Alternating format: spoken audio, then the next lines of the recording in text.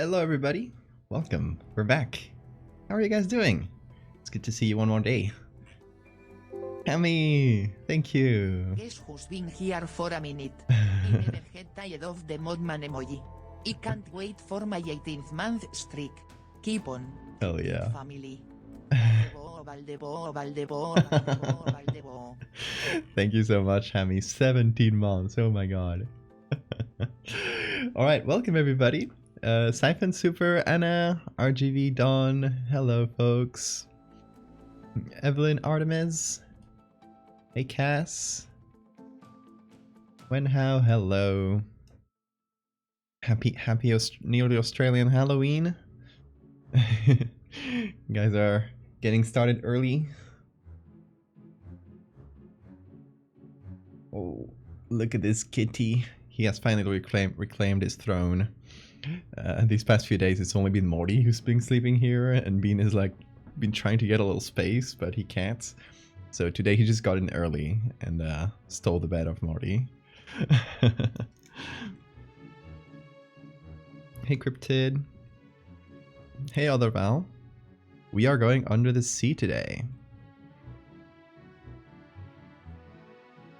Hey Lemur.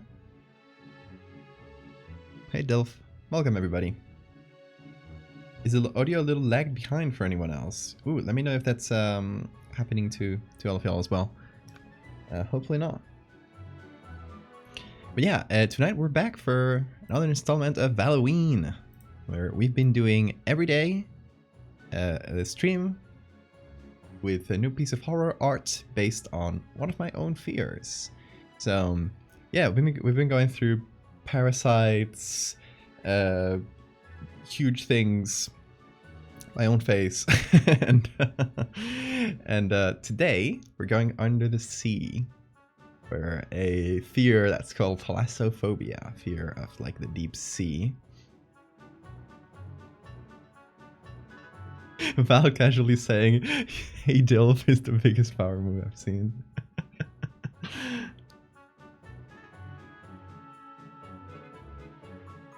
No audio lag for you? Okay, so it must be on Anna's side. And maybe try reloading and see if it helps. Hello, Bean, and also other guy. I'll be content with being the other guy. Because nobody can surpass the Bean.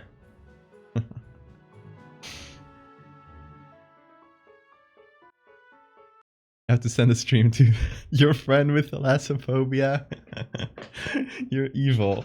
But yes, good job. Share this with everybody. Let the my evil influence spread. So, this is based, I've been basing these, the prompts, not on, specifically, it's not specifically things that, irrationally terrify me, but, just based on, personal experiences, right? It's different types of fears. So, for example, the one we did for, megalophobia, that fear of, gigantic things.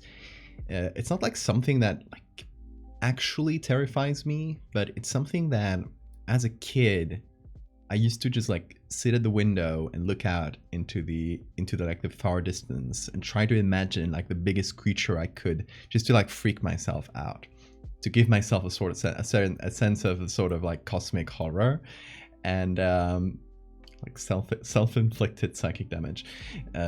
So that, it's sometimes it's stuff based on personal experience. This year, a few months ago, don't know what month that was. I think early summer. Yeah, I don't know, June, July. Don't recall the exact date. Anyway, summer, I tried scuba diving, and I had a panic attack. My first ever, it was not it was a really strange thing. It was just an introduction thing where you were with trainers, you were with professionals right next to you who can just pull you out if anything goes wrong. So absolutely nothing happened. First time I go down with all the equipment and stuff, they were teaching me how to use it, etc. Instantly, as soon as I get to the bottom, it was 5 meters. It wasn't very far, very deep below, because it was just the training run. my glasses, my goggles, instantly fill up with water. I try to remove it. I panic. I lose the respirator thing, and I just had like a panic attack right there. And the guy pulled me out, calmed down, and then I could just do the rest of the thing. But I am now like slightly terrified of diving, because if this happens and there's no one else to pull me out, like that can be deadly. That can be that's the end for you. So that is a personal experience that I thought this would be a nice, like, hey, this can be a nice inspiration for art. I would still like to try it again sometimes, just to see if it goes well that the second time. I might, like, you know, might just change my mind and I might like lose that fear. But if I keep trying and I keep having the same fear, I think like diving is not gonna be for me. My partner loves it. She did that first time with me as well, and she did fantastically. She's been a swimmer all her life, so she hasn't had she didn't have a problem with that. And yeah, then she did like the advanced course and stuff, so she can like go diving on her own. But yeah, I haven't done it because of that little fear in the back of my head. So that's where I was actually like, this was my partner who suggested it. Like, she was like, you should do something based on that, like under the sea fear. I think there's something like primal about it, or like if you go under the water, your this music is very very not appropriate for this. It's silly music. If you go like under the sea, there's something about like, just even if you have like a respirator, there's something in your brain that tells you like you have to hold your breath in, like you can't breathe, you can't go too deep, and you gotta kind of fight those instincts to just be able to do it. And then it's fantastic. You get to see sea life, or even like sunken ships and stuff.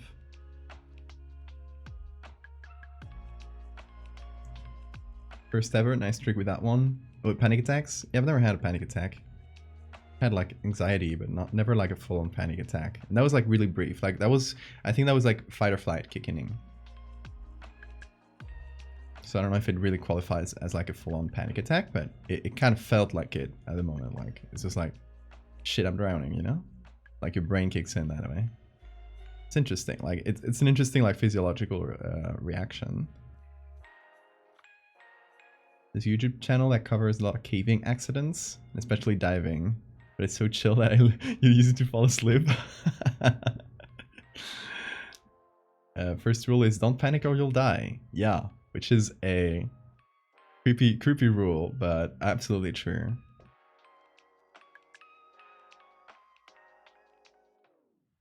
Hey Rocket, welcome.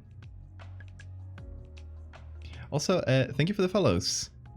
Pato, just Wigs, and Anti-Ant. Thank you guys for the follows. Welcome.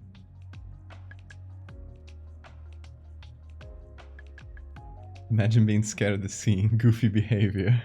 That's where you came from, and that's where you shall return. Temporarily embarrassed amphibian. That is true. Been sent to a horrible cake to put it on the stream Discord. Yeah, put it on. Let me see the bad cake. But yeah, I have like basically just a prompt for this. I want to make something like underwater horror, and I don't have like a specific idea in mind to start, so I thought we could just start with that, with like developing the prompt into a more specific piece, so that we can then like go on from there. What I was thinking about is, you know that sensation when you're like wading deeper at the beach, and the moment you stop, your feet stop touching the sand, and you go like deeper, and you have to just like float. Like that thing at the back of your head that says something's gonna grab you from underneath. You guys ever had that sensation? Or like, oh no, suddenly I can't touch the ground. And you get like some imagination of like, something was gonna pull me down into the deep water. Like not necessarily when you lose footing, like maybe when you swim in a little bit and you look down and you see just darkness underneath. Like for me, it's especially, I felt it there. If you like just swim in a little bit when the waters are calm, you can swim in deeper or in a lake or something, and suddenly you look down and you see the drop off in the water. You just see darkness. I think that's a creepy sensation. I don't know if that's like unique, or I think it's, I've heard other people mention it, so I get the feeling that's pretty universal. But I don't know. Has any of you guys felt it? Bobbit worm. Bobbit worm is really good. Really creepy creature.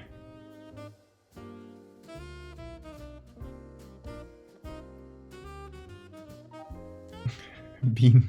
What happened? Just jerked. You used to swim in the ocean, it doesn't bother you that much.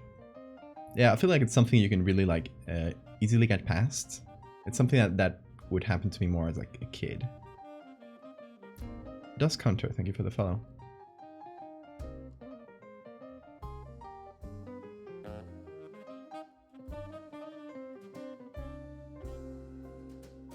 Never gotten to swim in the ocean. You should try it sometime.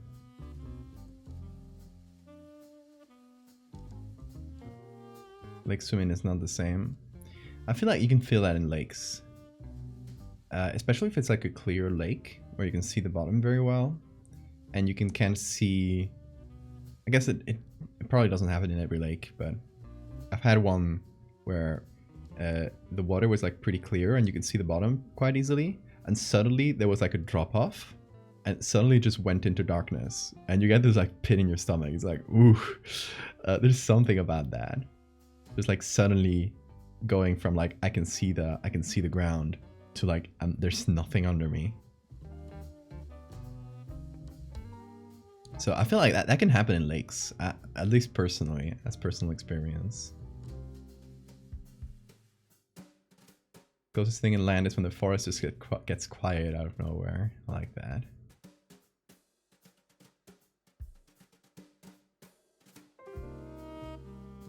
You're in a landlocked state.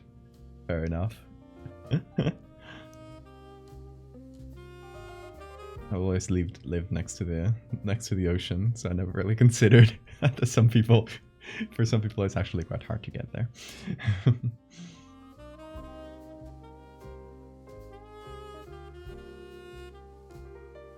The drop off, it triggers your fear of open spaces.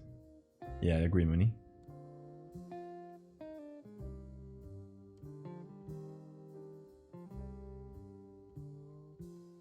All the lakes here are algae polluted from farm fertilizer.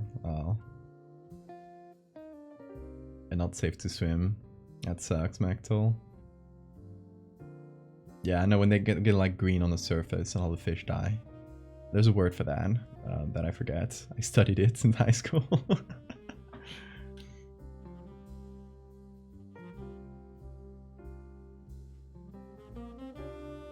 When there's a drop off, the water often gets chillingly cold immediately when you swim over the drop. It adds to it. Yeah. I can see that. It just adds to the fear. Suddenly it gets cold too.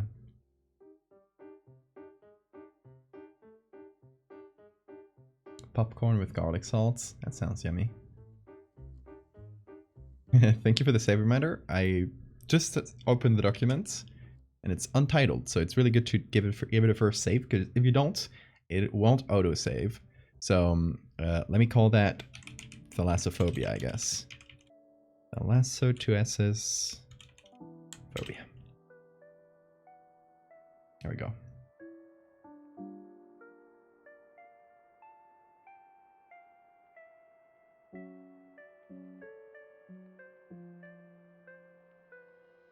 Bit of cold when you go over the shelf is amazing. I love how for some people it's like, oh, this is terrifying, and for others it's like, oh, this is amazing. I love the difference, the different vibes. Oh, word in Spanish.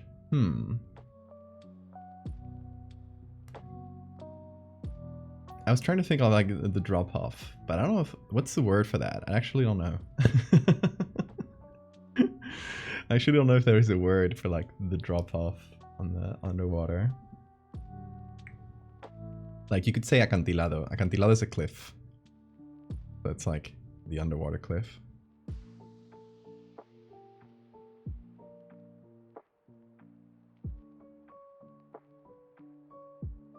My parents always told me to stay close.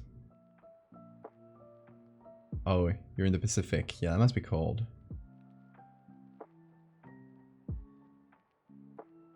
Yeah, I grew up next to the Atlantic Ocean, but the part of the Atlantic over like the north of Spain and the west of France, kind of like if like Spain and France form these. Like Spain is a peninsula here. I'm trying to make it reversed, which is hard. And France is like here, so the ocean here, it kind of forms like a little pocket of the. It's called the Cantabrian Sea, Mar Cantábrico. Anyway, it's like a little sea within this ocean, right? It's warmer temperatures, so it's nicer to swim in. But it's still the Atlantic Ocean, lots of waves and stuff. Really beautiful beaches in Asturias. If you ever go to the north of Spain, go to Asturias. You will not regret it. Beautiful mountains, beautiful ocean. Anyway, I will stop the the tourism. I have not been paid by the tourism board of Asturias, I swear.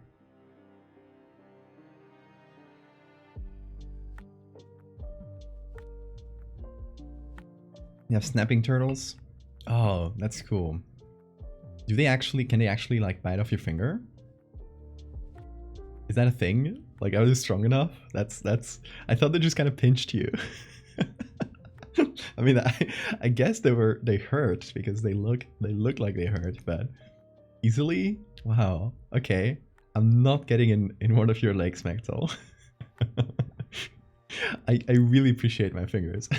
And my toes as well. Don't want to lose that.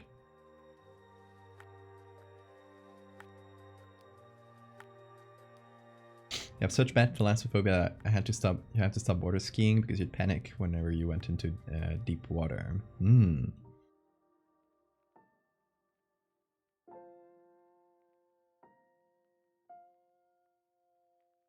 They can take a chunk off of your arm. Oh my god. Alligator snapping turtle. Is that a thing? Okay, turtles are becoming scarier every minute. You seeing an alligator snapping turtle? I have not, but I am copying that right now and searching it. Oh shit. Those things look spiky. You have a beak? Hey folks. Valdevia. Thank you so much, Pyro. 7 months. Hell yeah. I really appreciate it.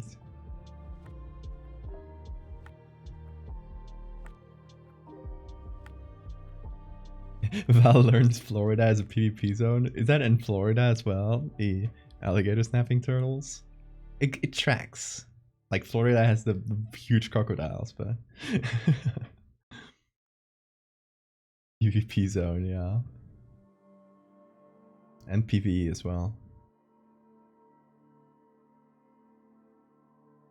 Hey, Outpost.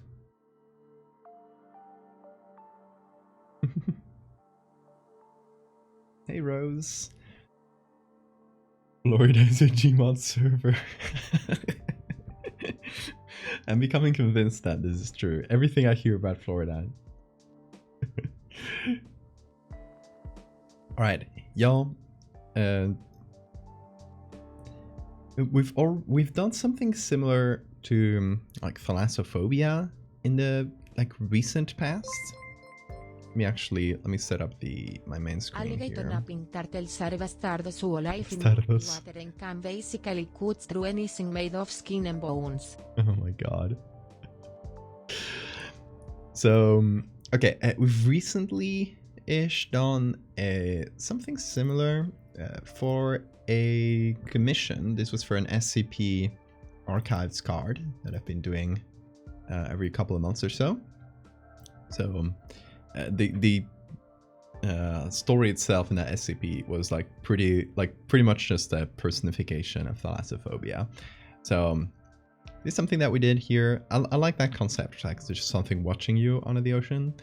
We could do like a different take on that, but you know, it's been done. So I'm thinking, I kind of like that idea of like you're floating and something under you just grabs your leg and pulls. I think we could do some kind of representation of that. What do y'all think? Something that's not as like literal as like found footage as what I usually do. So a little bit more like what I did for the giant the other day. With this one, where it's just like a representation of a fear in a very literal way. Or maybe even something that you could compare to something I did a long time ago. The guy that runs next to your car, which is still going around. Like just today someone sent me a post on Facebook where this was like a screenshot of my Tumblr post of this was going around, because it did huge on Tumblr. The thing is that it had like 90,000 notes or something ridiculous like that. But yeah, something where it's like a representation of a common experience, so that people can, you know, can like identify it if they felt that sensation of like, oh, something's gonna pull me in. They can, you know, it can clink with them.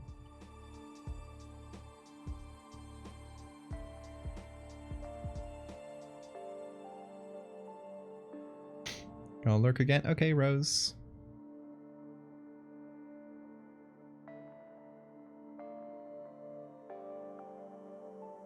Started trying to teach your cat to fetch today after seeing Bean do it on stream. Couldn't get him to actually put the little mouse in his mouth. I think I gotta start with something that they already liked chasing. So for me, it was this little mouse, which has a tail, and the tail is what they like chasing. What he likes like grabbing. Because he always tries to like grab, when he's on my shoulders, he'll try to grab the cable and stuff. He just likes strings and stringy things. So I started with that, which I know he already likes, and I'm gonna try to teach him through that. Just like approach it from a familiar place to them.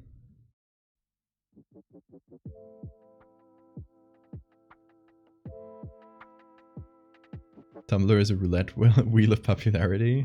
I guess so. Like, and when I made that post too, I was just starting out on Tumblr. Like my account was super new, so I just had a few people that came over from Twitter at that point. And for some reason, like, you know, social media, sometimes like the right person shares it and boom. But yeah, that one did amazing. I think because a lot of people just reblogged it, and they... Whoa, you're just going there, Bean? Okay. Just cooling off by sleeping there.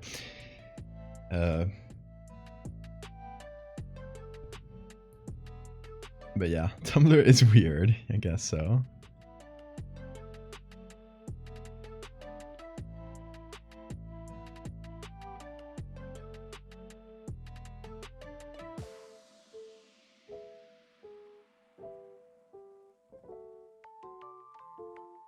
I have recurring nightmares that I'm on a boat or an inflatable donut that slowly gets pulled under the sea. Ooh.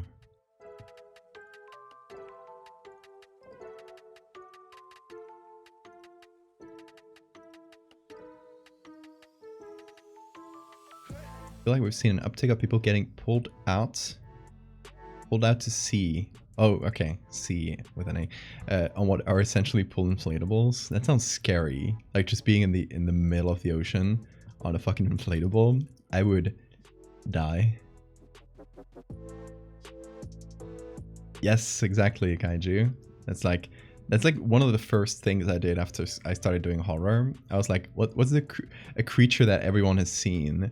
I was talking to people and we all agreed that as a kid we did this thing where we imagined a guy jumping on top of the buildings and on the poles or the cables on the trees.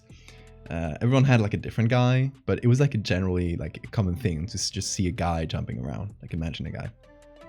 So sort of a weird collective hallucination. With Twitter, you can usually expect a consistent number unless something blows up, but it's a total toss-up on Tumblr. It's neat in its own way. I think Tumblr, it blows up when it gets into like a specific, because Tumblr is very community focused.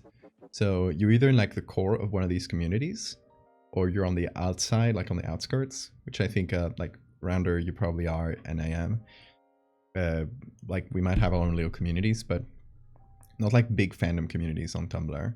But if it gets into one of those, it's like if you ever seen those like node graphs of like different social media, and you can see like little groups forming around like big accounts.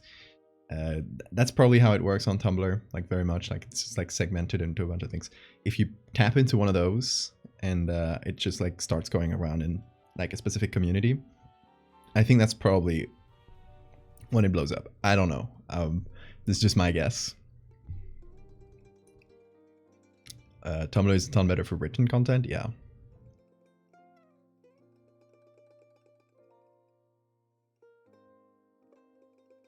Twitter is useful for almost no one, yeah. It's strange that I don't have dreams. I think you do, you just don't remember them. If you want to remember your dreams better, useful thing is to keep a dream journal. I used to have one of those for a few years when like during my teenage years. It's hold on, let me pop up back to camera before as we figure things out what we're gonna do. Try keeping a dream journal. Whenever you do remember a dream, write whatever you remember the moment you wake up, because if you wait a little bit after waking up, you'll instantly forget it. Like your brain will filter it out. Your brain will realize, oh, that was just a dream, and then just eliminate those memories. But if you make an effort to write them down before that, your brain will stick with them because you've written them out, not because it'll try to remember the dream. So keeping a dream journal will actually like train your brain to remember dreams a little better. You've liked every post on my Tumblr, no joke. Oh, thank you. Do likes do anything on Tumblr? Like, I guess there's no like big algorithm. There is an algorithm tab, but I don't think anybody uses it, right, on Tumblr. People usually just use the chronological tab. So I bet if I were to guess, it likes help with the algorithm tab, right? Like the For You or whatever. I don't know what it's called. I don't use it. Not really thalassophobia, but my dad once went swimming in the open ocean, and as soon as he got back in the boat, we noted a huge bronze whaler shark swimming near us. Ooh. Sharks are so cool.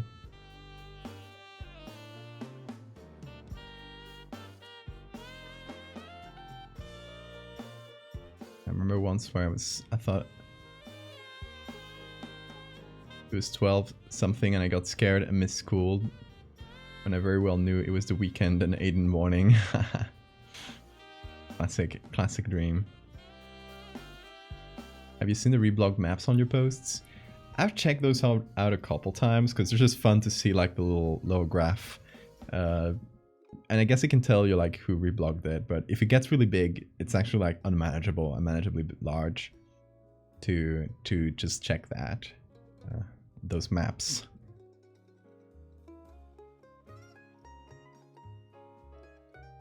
Oh yeah, if you keep a dream journal, pen and paper, much better than on your phone. I used to just have a little notebook and a pencil, and I just write it in the worst handwriting possible. But sometimes I read them back and it's fun. It's fun to see what I was dreaming about when I was like 14.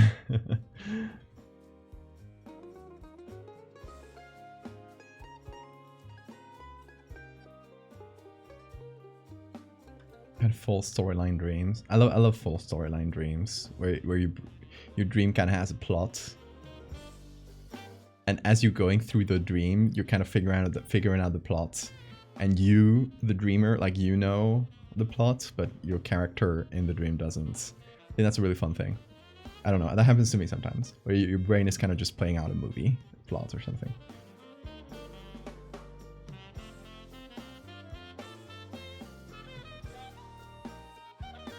For semi-lucid dreamer, I got to lucid dream a few times, but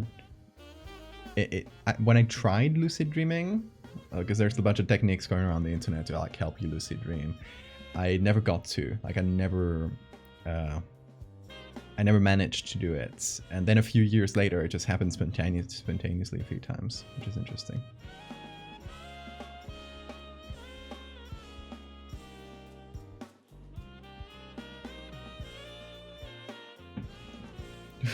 Bean.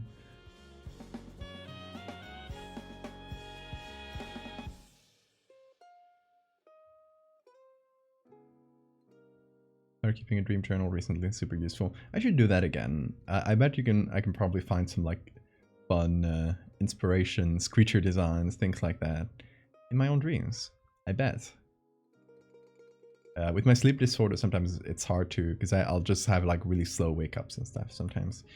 So it's hard to just like remember dreams for long enough to write them down. So that's kind of why I stopped. I kind of stopped doing the dream journal when my sleep disorder started kicking in during my teenage years.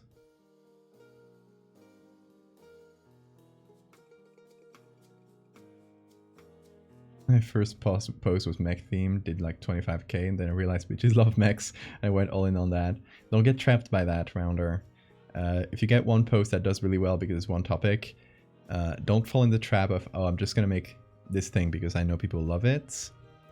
Keep making what you love, because if you fall in the trap of making whatever gets numbers, you'll eventually stop loving what you're doing, and you'll have an audience that only loves that one thing.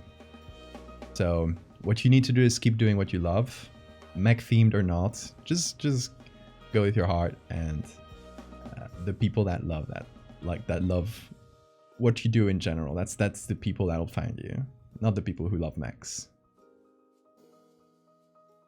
I don't know, you probably know this, but it's just a general like nice advice, so it's nice to say it out loud. Heliarch, Pyro Shrimp, and Nice Guy, thank you guys for the follows, welcome. Or you haven't even started with the art, I'm just engrossed in this conversation. I love chatting with y'all though.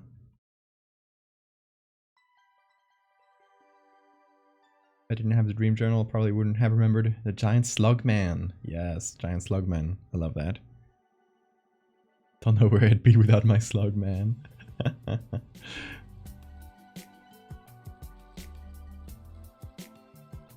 Yay, Bean. Oh, you're so sleepy. Y'all got cool dreams? We all got cool dreams. It's all about remembering them. And everyone has boring dreams, so just kind of forget about them.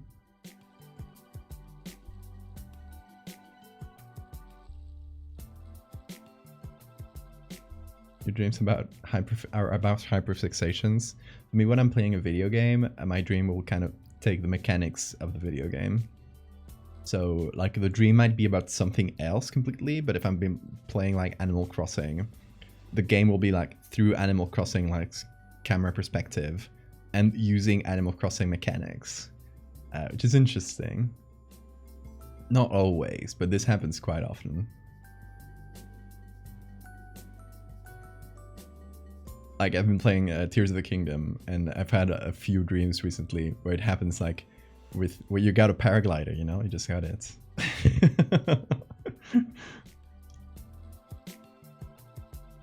You do digital drawings of places you've been to in your dreams. Yeah, that sounds fun.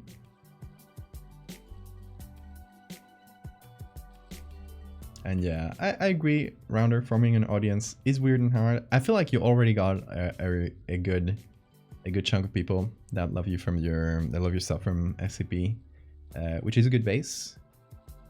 But don't try like boxing yourself in. That would be my one advice.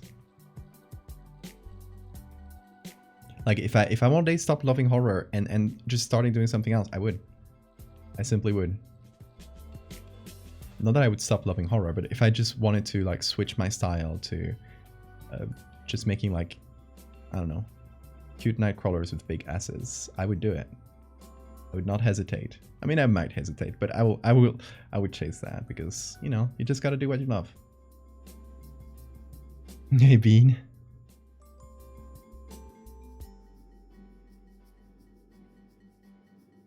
People have dreams about their teeth falling out. This has happened to me, yeah. The teeth falling out one has happened a few times.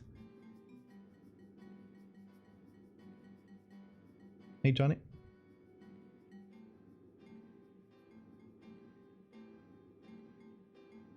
Dreams about punching people's teeth out. You're the one taking everyone's teeth out and you're in their dreams. Oh my god, everyone's losing their teeth. And it's been you all along, Cryptid. God damn. What are you doing with all our dream teeth?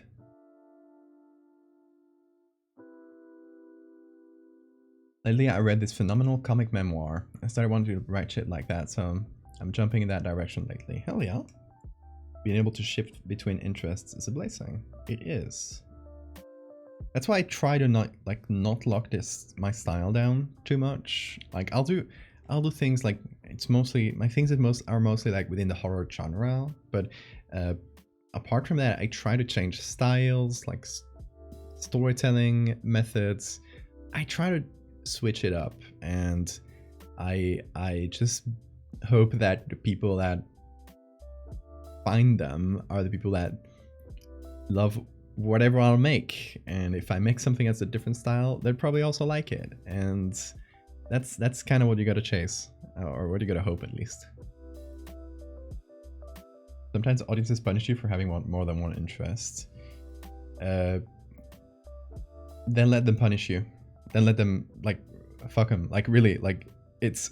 I don't want to say, like, fuck your audience, but if you're like, I don't know, you've been posting fan art for this one specific fandom for years, and you're afraid of doing anything else because everyone's followed you for that, like, just start doing the other thing. Let the people that are not interested anymore unfollow you, and the ones that do care will follow you. Like, it's gonna be if you shift your style, inevitably your audience will shift with it, and that might come with like, oh, you're gonna lose some numbers or whatever.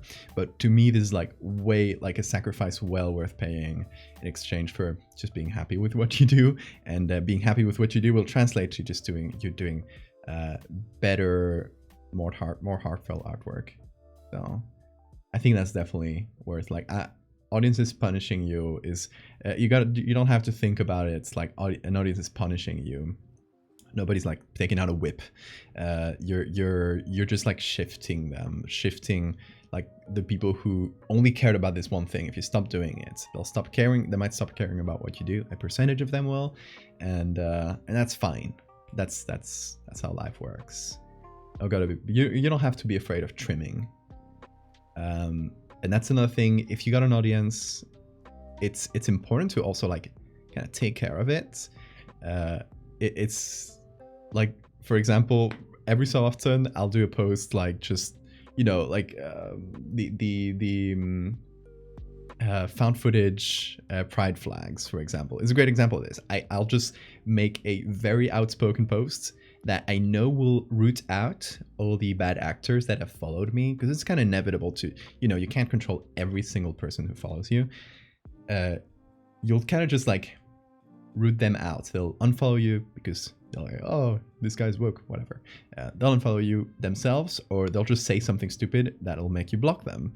And that way you get to kind of root out and kind of keep a healthy and nice audience that doesn't, without you knowing, like shift towards like bigots or anything like that.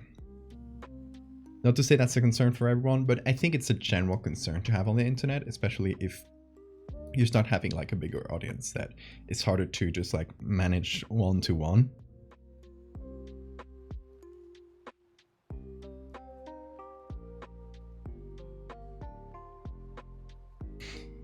Would you like to know, horror boy? You definitely jump around a lot. Classic found footage stuff versus the mountain giant thing from the other day. Yeah. I like to jump around. I think it's the best. Is there variety while staying in the same field? Yeah. You started reading Fire's comic and it's so good. It is so good, right? Y'all should read Nocturne. Just go to Webtoons, search for Nocturne, like the Chopin song, and just read those. They're very good comics. If you've been in this chat, you've seen Fire. Great guy too. I don't think it's and the audience so much as it is that algorithmic social media really incentivizes and boosts regular, consistent content liked by the same people. Yeah, that's true. So if you fall into the trap of like boxing yourself in and only doing one thing, your social media, like the algorithms will like that, will boost that stuff, and you'll feel that if you ever post something different, you know, you won't get those same numbers. So you feel like, oh, people are abandoning you, people are punishing you. But what you really got to try to aim for, like the healthier community you can build is what we have here. Like y'all here, I assume you follow me and you like my stuff because you like the variety of stuff you do, and you might have favorites, and that's fine. Like I'll every time I go visit my parents, my dad will be like, oh, you gotta do more of the longer stuff with more stories and like historical settings. And my mom will be, no, you should do like the fractal things with all the colors and stuff. And they like completely different things. And they start like arguing, like bickering about like, no, he should do this, he should do that. Like right in the middle, like I'll do both. Anyway, that's kind of what you want. Like people who might like your work for different reasons, but they generally like your work enough that they'll support you. And social media will still like that. Like the algorithms will still like that, and it maybe won't be such a strong effect as if you only post one thing, but better long term, I say.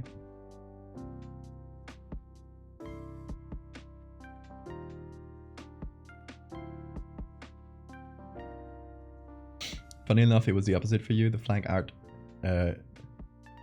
showed me you were solid and helped me convince you to watch me on Twitch. Well, thank you. Oh, the kitties are awake. I think they want to go out. Let me open the door for the kitties and we'll chat.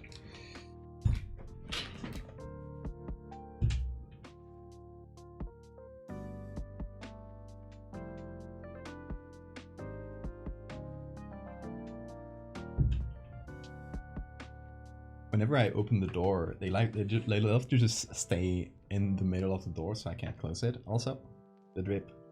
I got the drip. Exclamation point merch. Always plug.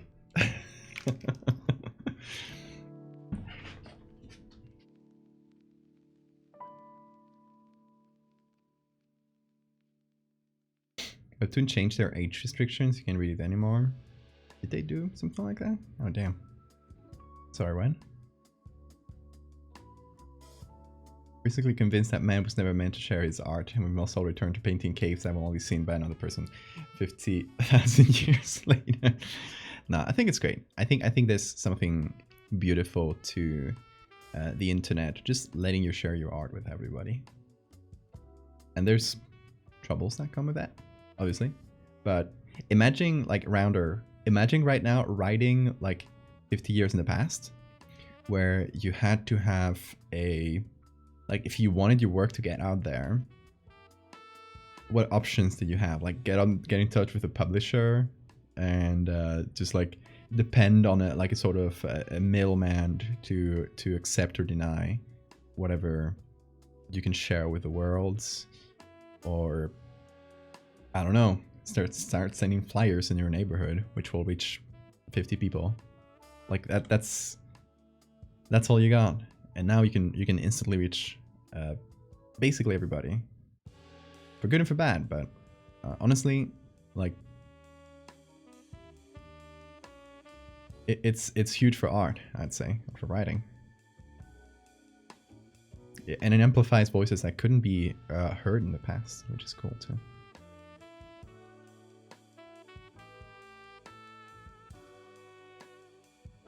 Bet you can't guess what my fave Val works are. Anna, I don't know.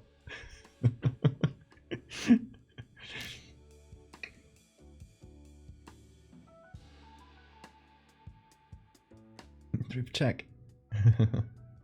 You need to add the drip command. How does fractal juice taste like? So we have theorized it actually tastes like everything. Oh, hi Morty. No, no, no. He banged the door.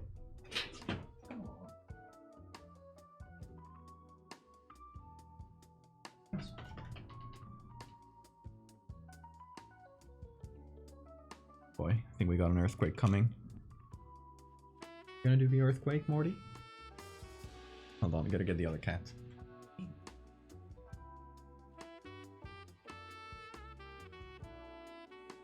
I close the door behind him, but he's just leisurely walking here, really slowly. There he is.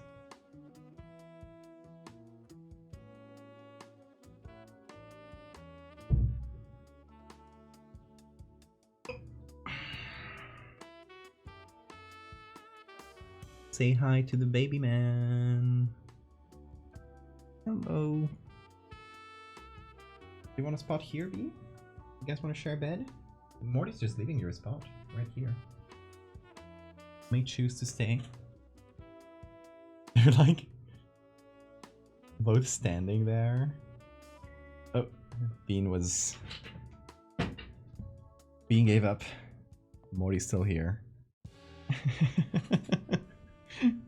Oop, careful there, Bean. Oop. Careful, Bean. You'll turn off my stream one of these days.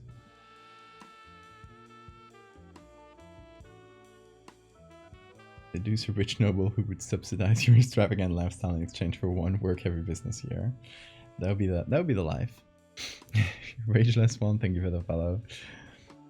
Hey Jesus, how are you doing?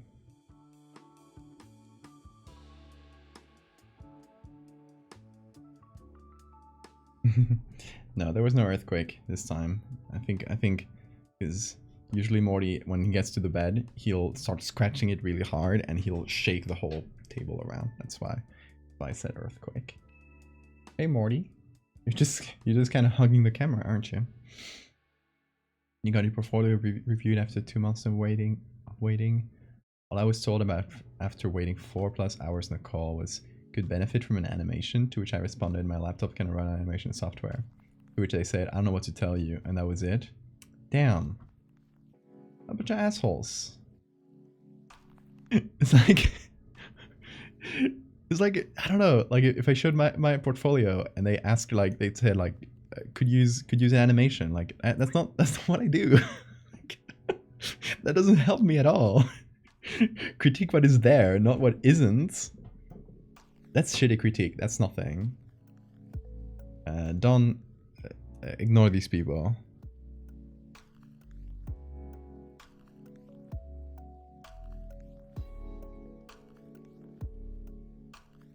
Looking at a crime scene for class. Ooh.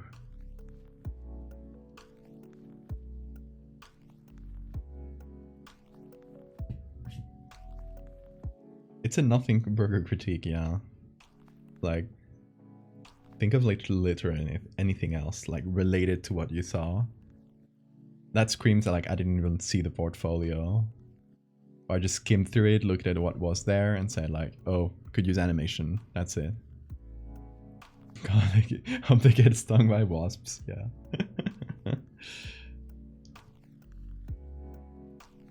It's like going to a barbecue joint and saying, I wish you make cupcakes. That's a perfect analogy. Buffalo Chip, thank you for the follow. Alright, y'all. How about we get to art? We've been chatting for a good while. It's nice. I love chatting with y'all.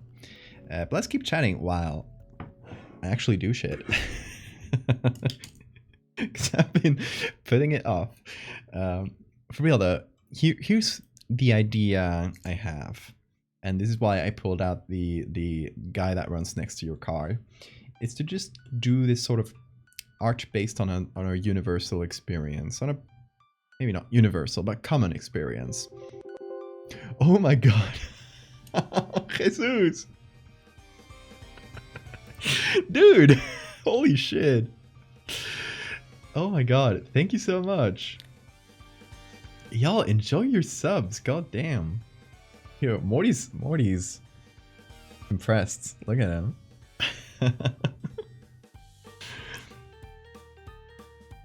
God damn. Well, and did you get us to the... you did it a calculated gift sub to get us to the sub goal. So we have... I gotta note this down so we know that. So I know that we reached the sub goal. This means we're gonna do another cryptid booty stream. It's gonna be fun. Let me show y'all what we had done. I'd be a little devious. I see what you were going for. Okay. So, if you want context, in case you're not aware of this particular series of my works. Gracias, Jesús, por los presentas Valdevia. Valdevia. So it all started when I started making caked up nightcrawlers. And these were just for fun, but these were just like a silly thing that I made in a single day. And people found them really funny. So I just kept going. And eventually I said, hey, let me make caked up Mothman. And caked up Loch Ness Monster. And at that point I started making them as like rewards for like reaching certain milestones. Like I'll post this one when I reach 180,000 on Twitter. Thinking that with the demise of Twitter, thinking that I would like my account would entirely stop growing, which didn't end up happening. It definitely slowed down, but then I made chupacabras, which stores the blood in the booty, of course. I made the lovely ass frogman. And last stream we had an unfinished one that I made. I tried to make with the chupacabras, but we didn't have time to finish it. And it's the Thigwood's monster. We kind of have the drawing started here, but we're missing like the skirt, which is not going to cover the ass, by the way. It's going to be kind of open in the back, like a surgery gown. So yeah, that's gonna be the Thigwood's monster.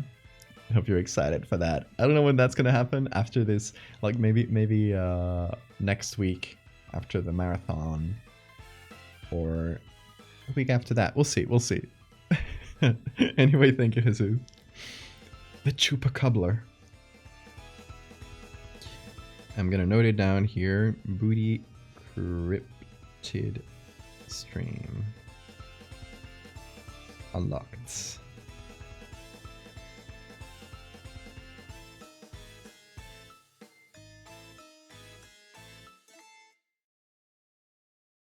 You only ever see the Flatwoods monster from the front. Exactly. We're just showing the other side. You're not even changing the design.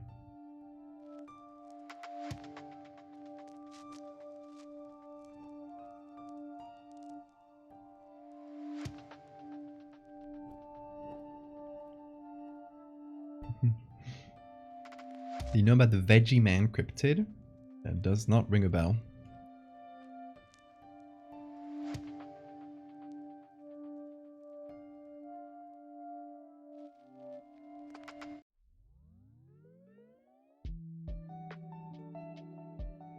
You just say fuck it with ball and submit your application next week? I'd say yeah. Never know until you try. Oh boy. Earthquake? No? Okay. That was just a tiny little scratch. Nothing big enough to cause actual earthquakes. Okay, so I'm making this vertical because I think that'll work better for the composition, but it'll definitely be based on whatever pictures we find. But the idea I have for this Thalassophobia edit is to just have like a close-up of someone's like legs floating in the water, and I'm definitely not good at drawing feet, but something's like grabbing one of the legs, like a hand or something. It's coming down from below and grabbing and like pulling down on one of the legs. That's kind of the rough idea. So first things first, let me hop over here. Gonna look for like pictures of people floating, I think might work. Hey aggro. The vegetable man cryptid is supposedly a humanoid plant alien in Fairmont, West Virginia. Sounds fun. Okay, a lot of people floating, like, not underwater. This guy's floating underwater. It's a pool, but whatever, we can... Is it a pool? No, it's just a shallow round bed. The legs here are too far away. We could just kind of want a close up of that. I might just search for underwater, actually.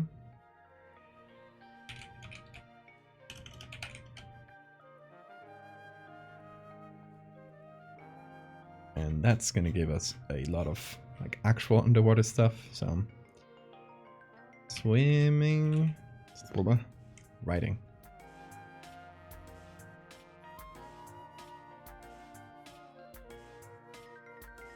Okay, so this is what I was thinking about. It's like a close-up of this. And we just get a hand grabbing and pulling down. Like a shadowy hand. This could technically be a sort of sequel to The Man That Runs Next to Your Car. Except, why is it? Oh, it's doing that thing. Except it's the thing that pulls you down into the ocean the moment you stop touching the ground.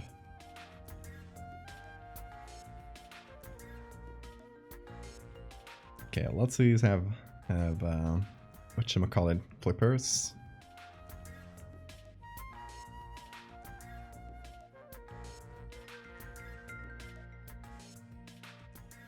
I'd rather do without, although we might be brushing up against a Twitch TOS with that, which I hadn't really thought about.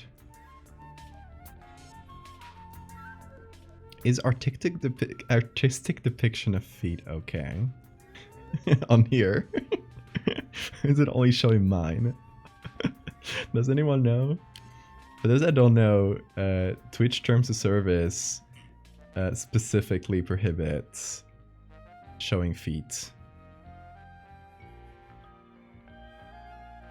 Because I guess I don't want the foot fetishists having a community here, I guess. How about freediving? I mean, could be. It would definitely, it would give us a different vibe, though. Rather start with a picture of someone floating. Hey! This is exactly what I was thinking about. How did you fucking read my mind? Website. Legs. The only description is legs. Okay, we got... This one's just funny.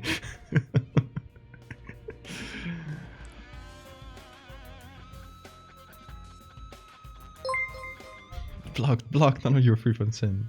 Dark film when violent horror video games are alright. Good some honestos are a bit offer. The cats can show the goods. Yeah, we got cat toes for days here. Look at these figgies. Look at that. You nearly got me. You nearly got me.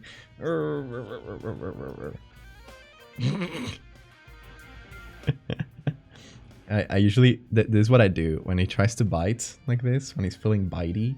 I'll just give him my fist so he can't like get a good grab of it, and he'll get frustrated and stop trying really quick. Okay, Jesus. Good luck with your crime scene.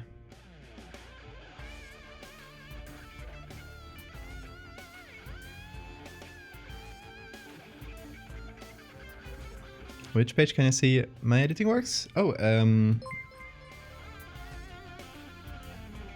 here. Morty, you are an expert on self-defense. Yes. There you go, Evelyn. You can click on that website, and that'll lead you here. That's kind of my portfolio, I guess. It's like where I put all of my work, mostly in order, mostly in just the reverse chronological order. Although, for example, I just noticed that this one wasn't on my website, so I posted it just today. But mostly in chronological order. At the same time I posted to social media, I'll post it here. And if I remake an image or add an image to a series, I'll just bump it up to the top. So sometimes you'll see, like, for example, like Tech will be here because that's when I made the third part, this one. So I bumped it up when I made that. So if you just go to the front page, you can see the last few things I've made. It's a nice way to catch up. Anyway, back to it.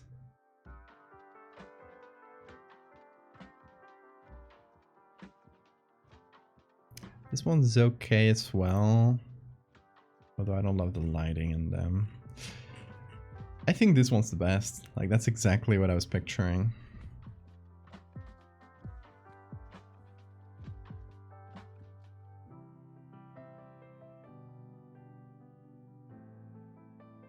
Oh yeah, Rageless, you can send that to the Discord. Somebody mentioned it.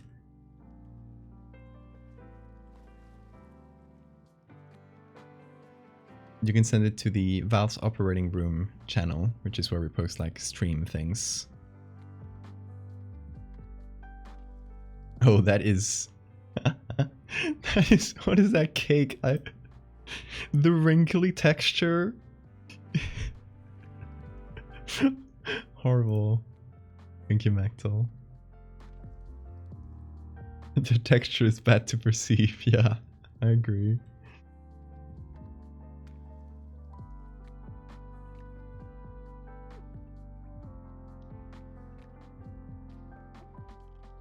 I need to share this idea I have that I've turned into a paragraph-long story.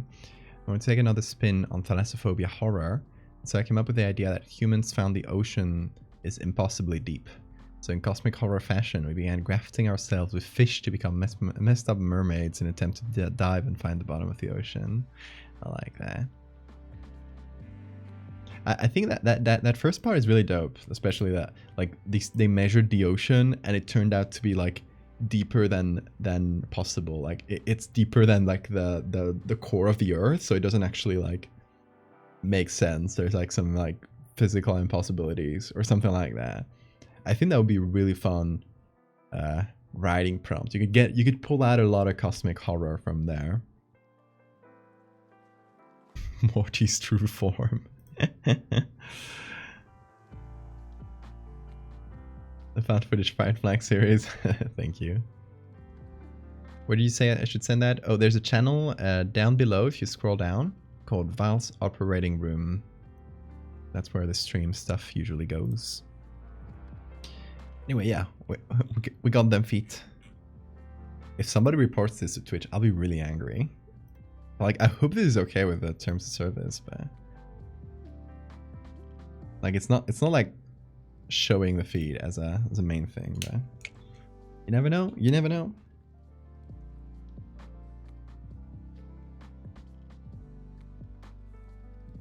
Okay, I'll just hit find light and dark colors, which will give us a good baseline for something a little bit darker here. Because if you see the original image, they filtered it so heavily that we can barely see the detail. So we're actually gonna go to RGB here, and we're gonna pull the blacks until we get something pretty close to like pure black in the legs. Then we're gonna pull up the darks and down the brights. And that gives us a little bit more of a balanced image. Are we seeing these from like the surface? I'm not really sure. Not really sure the perspective of this. It's quite strange. But it definitely feels underwater, so I'm fine with that. And I'm thinking of putting them like this. I might crop the image a little bit further because it might be too long, right? It feels long. I don't tend to like super... What is this? Really? Canvas size? Pixels? Why is it 3333? That should be... Oh, I know. Okay. I messed up before when changing the size of the image. I was meaning to change the actual, like the canvas size. But I changed like the full size, so it like scaled down the whole thing. Which is why it still felt too long. As long as it's not your feet, you're fine. Well, good. Oh, is that the tree, the vegetable man? I love that.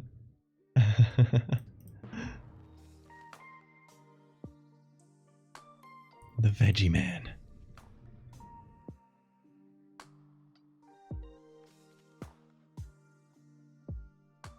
But yeah, House of Leaves has that similar type of horror, yeah.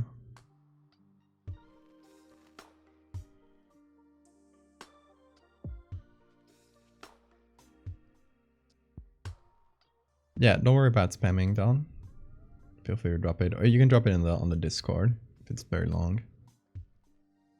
There was a fantasy book series I read as a kid about sharks, not really notable, but near the end of the series they found that the seafloor was like, there were cracks where you could descend way lower, like a second sea full of species of sharks that we thought had gone extinct. Isn't that the plot to like The Meg? A second deeper ocean is cool.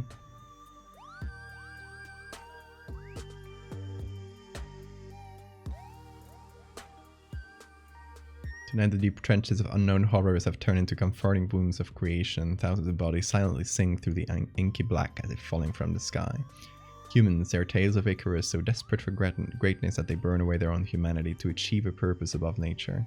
Their minds gone mad from the sheer suggestion that there is something lying beyond the deepest depths of the sea, grafting themselves with citizens of the water. Now they sink, like a weightless feather cradled in the crushing weight of unknowable ends, trillions of tons of marine blue dragging them to the abyss such as a mother's guiding hand. It is not a victory, nor is it a war. It is a homecoming. I love that. That's really cool, Don.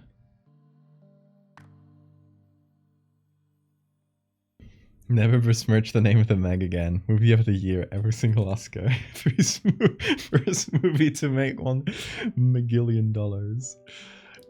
You're so right, though. Okay, so this should be the width should be. Usually you go for 4,000. So that's like 4 by 5. Maybe 450.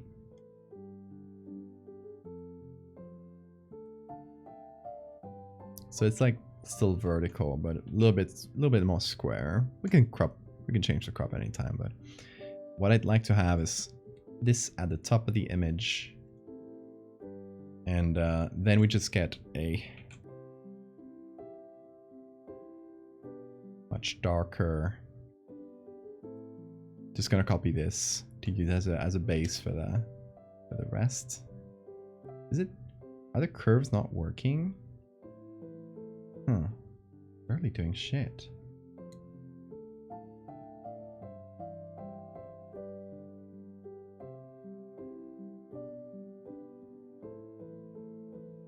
I don't know why the curves got out of whack.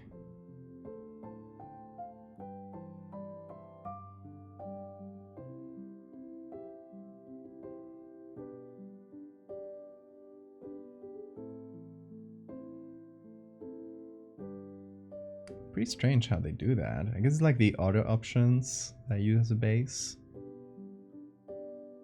kind of get messed up.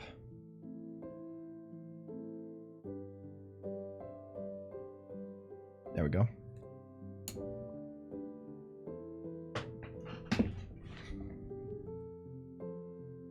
There's no possible funnier plot for the Meg than there being another bigger Meg that shows up 2/3 of the way into the movie, and they have to team up with the first Meg to fight it. I don't know. I think that's top tier cinema. Movie of all time. Oh, there are Meg books.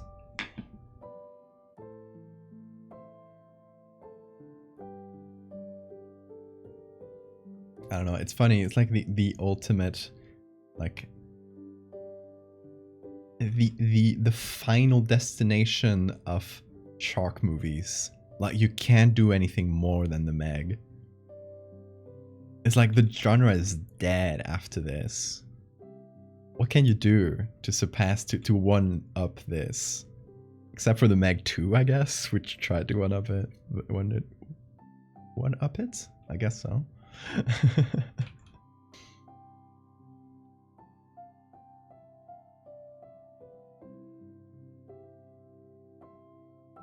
Ooh. Messed up.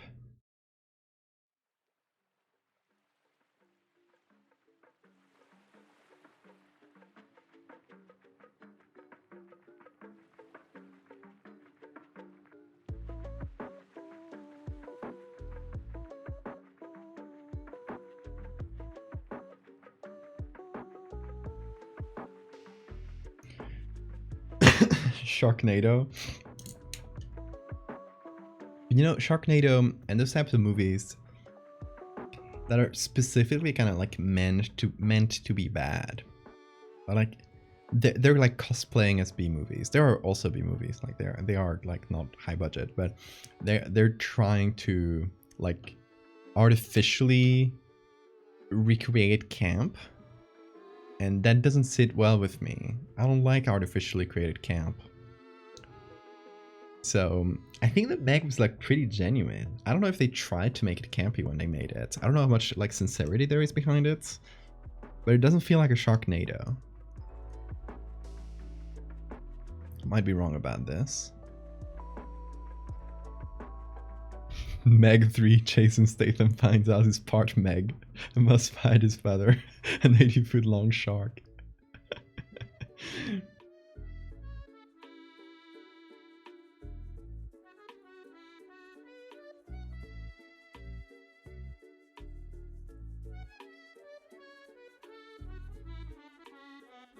What is Z Nation? Levelantula is pretty easy to get from the name, but what is Z Nation about?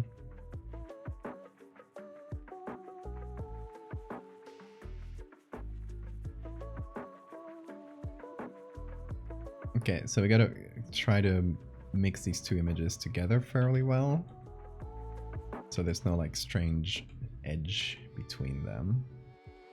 Oh, and no floating feet, please. We're already playing dangerously close to TOS, so.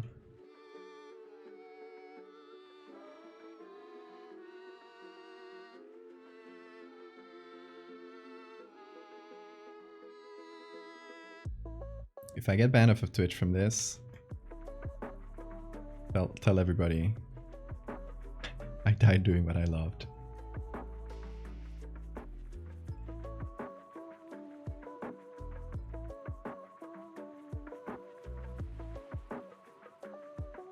Oh, zombie. Yeah, I guess it has a Z in it. A Z.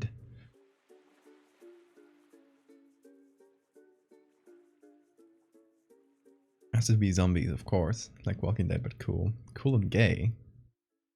Nice.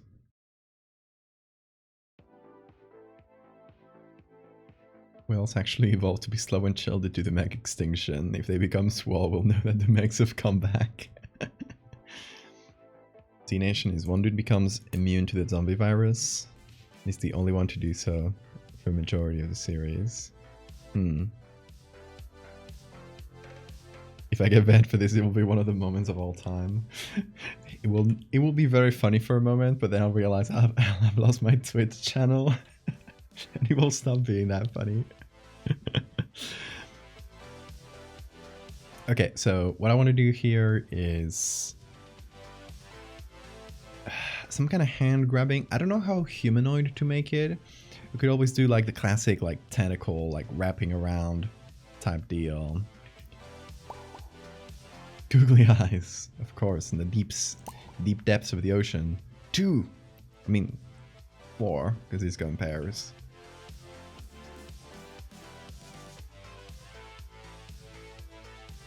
Let's do something here.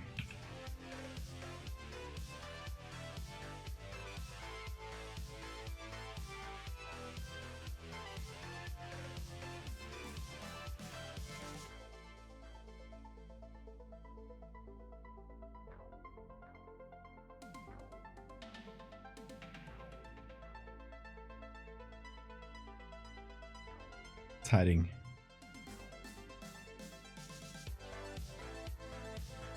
Hiding in the depths.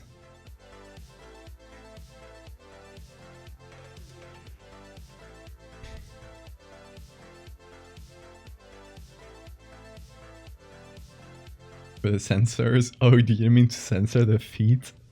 Okay, nice googlies can censor the feet.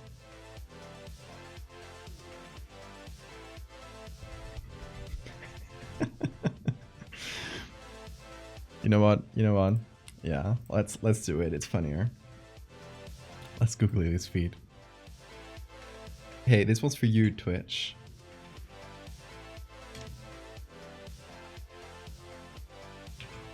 I'm gonna let the toes just peek out ever so slightly.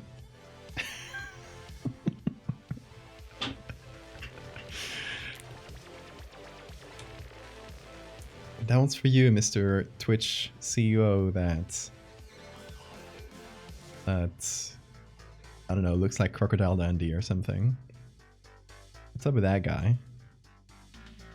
Where does that guy come from? Pipto googly eyes. The highest of to façon. It is. Oh god, Anna, good luck tomorrow. You shall ours tomorrow. You got this, Anna. Have a good night.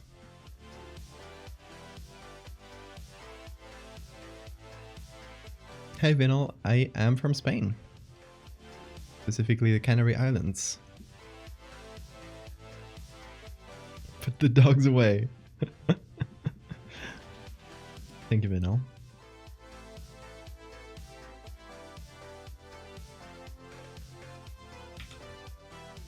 Is he from Australia, Aggro? I mean, he looks aggressively Australian, so it's not surprising at all. If you haven't seen the Twitch CEO, just look him up. Just look up Twitch CEO. Like, he's a new guy. Like, he hasn't been there for very long. It's like, I guess he's trying to like turn Twitch around and make it profitable and stuff, but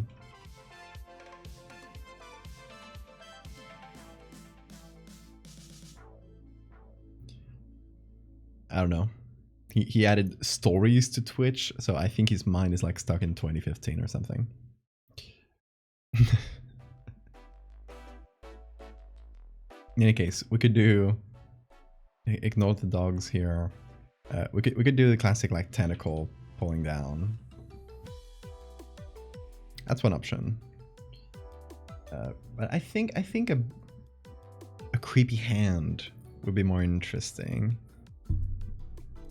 And like a big one, like a naturally big hand.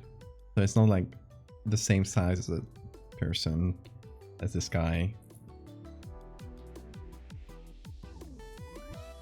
I thought we were talking about Crocodile Dundee. No, we're talking about the Twitch CEO, who I think took a fashion lesson from him. Where's it? No, I'm getting the old guy. Where's the new guy? Dan Clancy.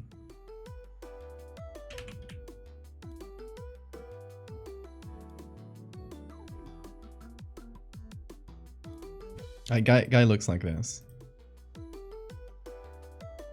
Unironically wearing a hat like that.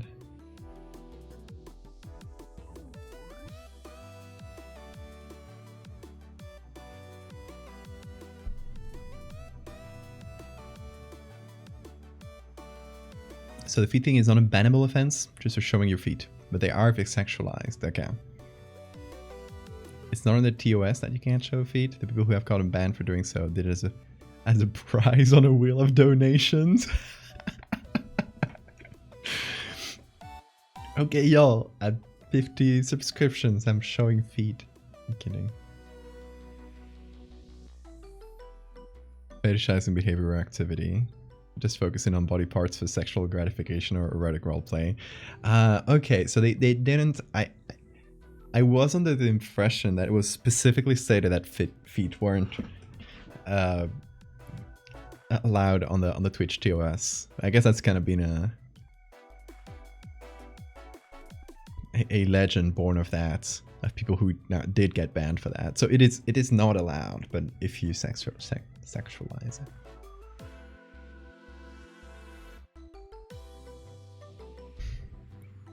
Those eyes are for not showing the feet. Yeah.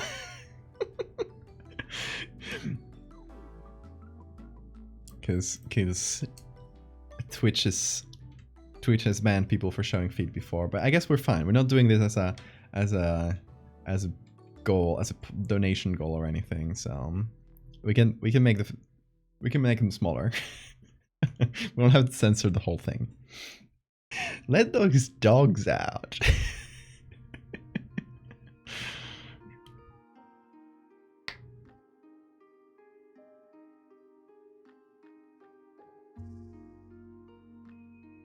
By those rules, any body part can be bannable if it's sexualized, yeah.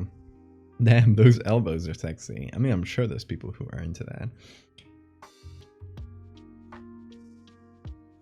Alright, I think let's try and find like a hand grabbing.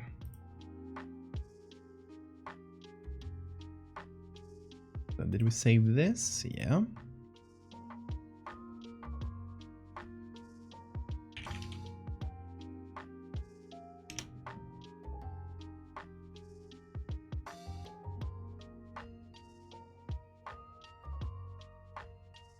Okay, so we're getting a lot of reaching out hands. It's grabbing a banana, but I guess it could work. No, it's too thin.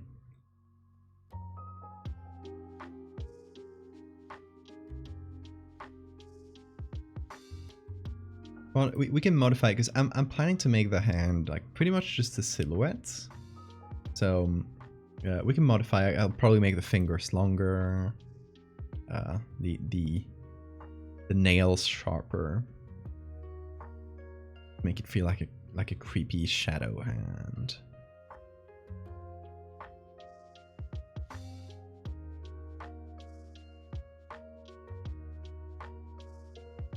Bird was being silly. That is an acceptable excuse. Don't worry. There's people who make their money playing drums on Twitch. They have literal foot cameras. That's not banned, so you're fine. Or people who play DDR.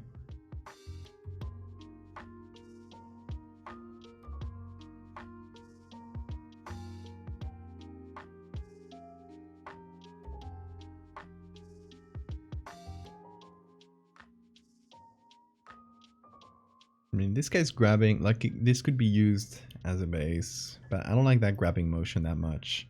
I think this one's a bit more interesting. Did I download that? Yeah, it's downloaded. Okay. Valdevia foot cam.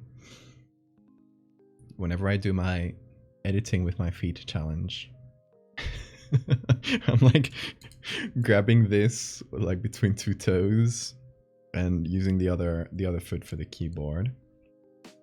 Get pedals for Photoshop. Yeah, my Photoshop keys to them.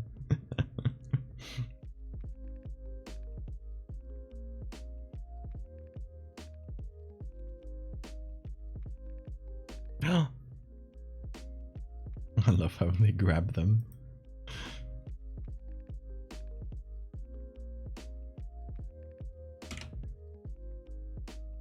Let me just look for the word grabbing. We might find better stuff. Who are you?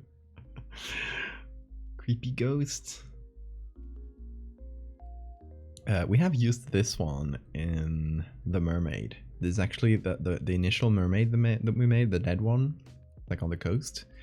That's the mermaid's hand. What I use as a base, it's heavily modified, but...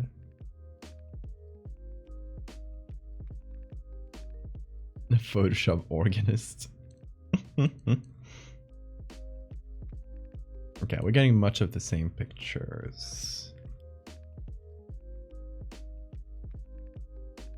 But a few different ones, so it's worth giving it a quick check. Okay, I'm gonna look for arm, because we got a nice hand, but we should get an arm too. Real quick, let me put this up on Photoshop. Y'all can't see that, but don't worry, I'm not doing anything too interesting. Just putting the arm we just downloaded onto Photoshop. So I can see what kind of... So I can look at it for a sec and see what... Oop, sorry. See what kind of arm we need. So like this one doesn't entirely work, but this one should be the same perspective. It's pretty angled though. I'd like it to be pretty straight because like pulling down, you know, like should be doing like maybe fully straight, like it's reaching out, or if it's pulling back a little bit angled, it is too much.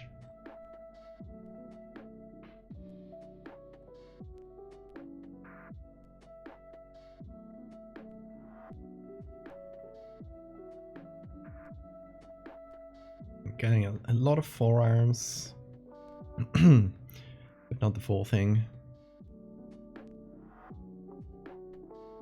Should we get the Assassin's Creed tattoo? Maybe a Triforce as well.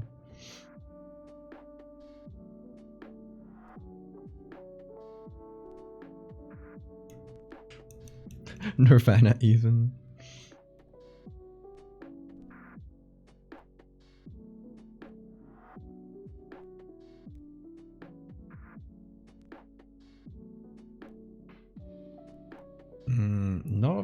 Not a lot of them have what I need.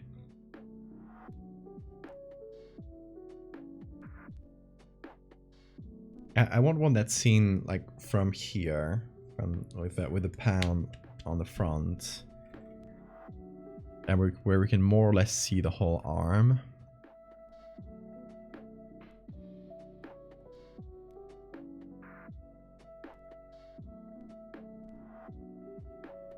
Outstretched arm. This kind of search tools here. If you search for several words, it'll just combine the searches for each of those individual words. So it's not too helpful. It's better to just find the one word that is most descriptive. That's usually the way to go, you know?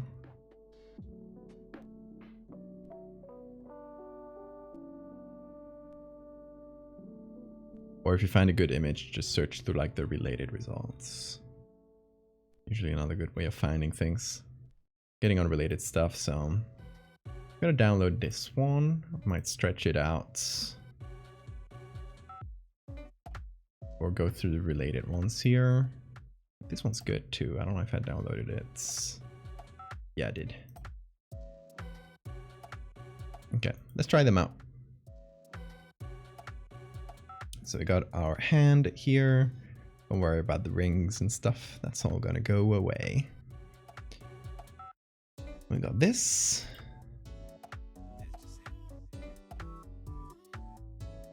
We got this too.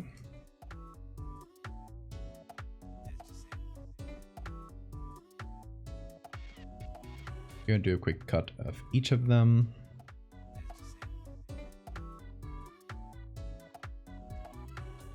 Give us a nice little starting point. I think this one might be good because I can change it, like I can cut it up here. So the fact that this part of the forearm is turned will probably not matter.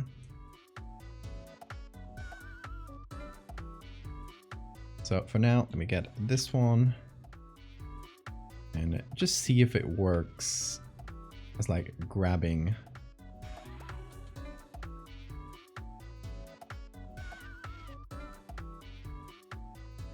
Because that's what I was thinking here, like something like this behind the leg, of course, which actually gonna select subject here, which hopefully get us the legs. Yeah, no problem there. And I could just gonna make a group. Give that group that layer mask. There we go.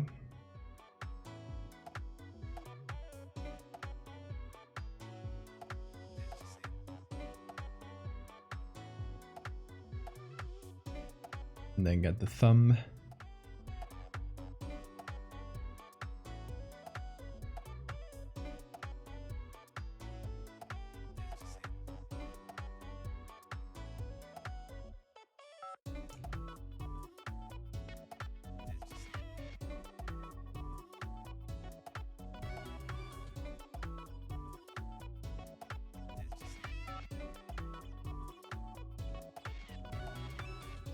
Let me get all of this.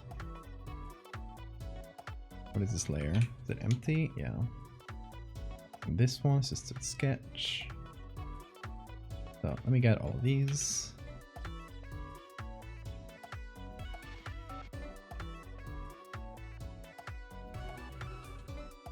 Move it around a bit so we have more space for the arm. Being grabbed from the deep, exactly. What? Why does it... I don't like this curves layer, it's very annoying. Okay, I'll have to redo it manually, but I'll keep it as its own layer, because right now it's quite annoying. So, we're gonna hit, I think it's Alt-click here, yeah.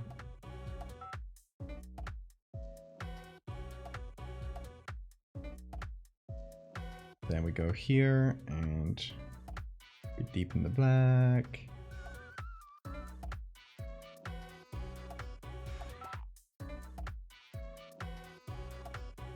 Soften everything a little bit here. And hopefully this one won't keep disappearing every time I edit it, which is very annoying. Okay, Hammy, have a great night. Sweet dreams to you as well. Valdevia images with the dogs just hanging out.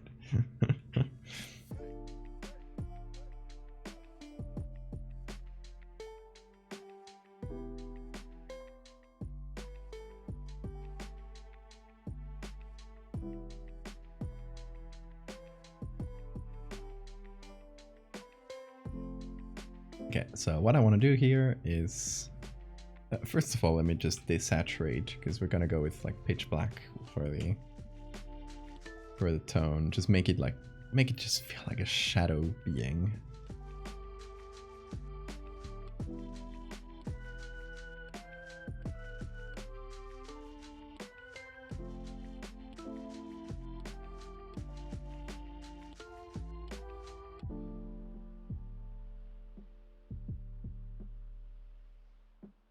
Remove the hue here.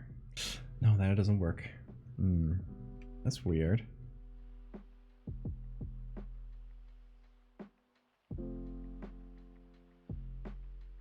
Okay, I'm gonna do the levels as a separate layer, because otherwise they'll just interact in a weird way.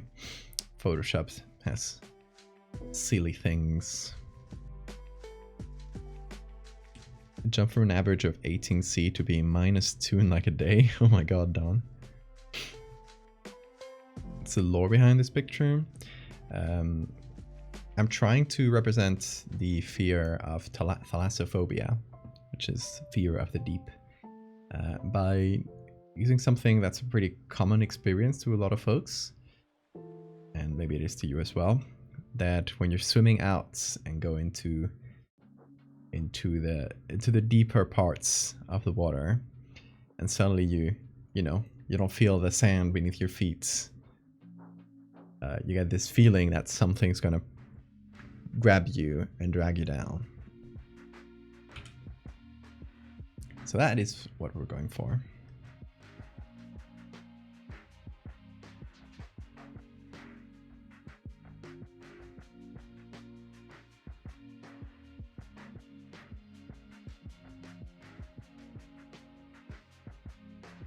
Yeah, over here it's starting to get a little colder as well. And actually, like, I really appreciate it, because the past, like, this month has been really, really warm, like warmer than summer, which is strange.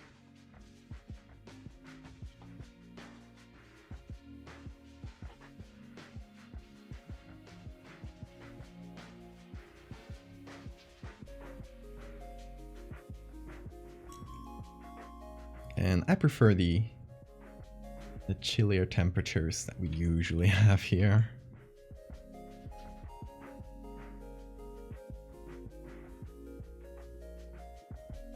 And it's not really chilly. Like, usually we're at 25°C all year in the Canary Islands. They're really, the temperature is like really constant here. So like there will be 25 degrees during the day, and like drops down to 20 during the nights. That's like the usual. So it will barely drop down.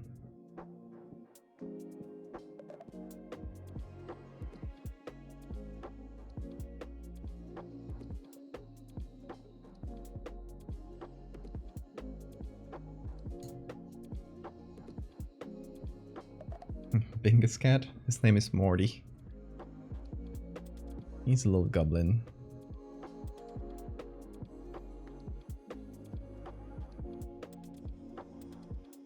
Thanks in my climate. Well, y'all can always move to the Canary Islands. Great place to live.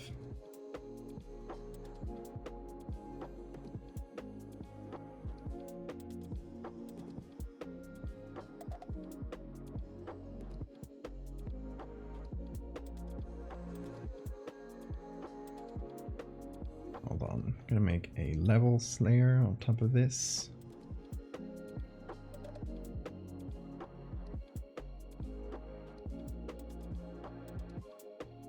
There we go, that should help.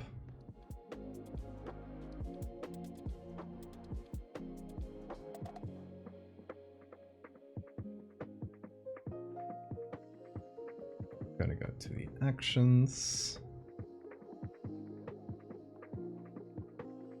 Add some grain.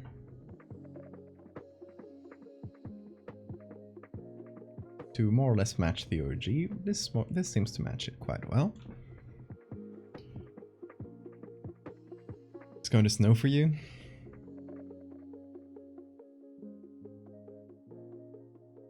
Snow is one of the things I miss here. I like snow.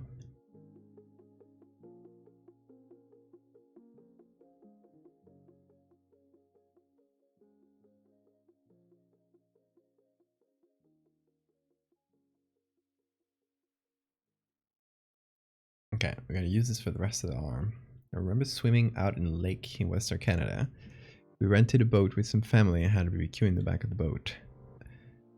So meanwhile, jump into the lake. I remember jumping into the lake, which my parents were fine with, since I've always been a pretty good swimmer.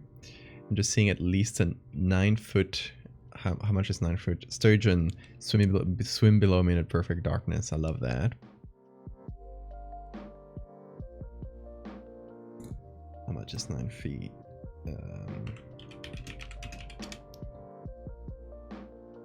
Nearly 3 meters. Damn.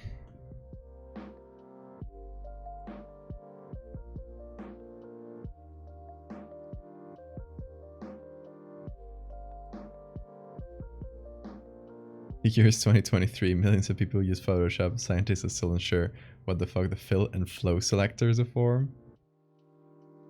You mean this one? Oh, you're in for a treat. Sorry. Fill actually it's basically opacity. It's the same as opacity in most layer modes. So for example, let's take this noise. And right now it's on soft light. There are specific layer modes in which fill will actually like decrease the intensity of the effect in a much softer and nicer way than opacity. So I don't know exactly the list of them. They're like, I think it's all the color dodge and linear dodge, color burn and linear burn both do. I think hard light might as well. But hard mix, for example, is a really good example of this. So let's do this with desaturation, right? So if you just do hard mix like this, it is exactly the same as a threshold layer. It'll turn everything either perfectly white or perfectly black. But if you actually want to turn this into a fun little effect, you usually don't want these super hard edges. If you turn down the opacity, it'll actually just show up the original layer below it, which doesn't really like decrease that effect. That doesn't really help. But if you decrease the fill, look at what happens. It starts introducing grays. And it starts turning that pure black and white into an actually much more subtle picture with gray tones in the middle. So hard mix is a really good use of the fill slider.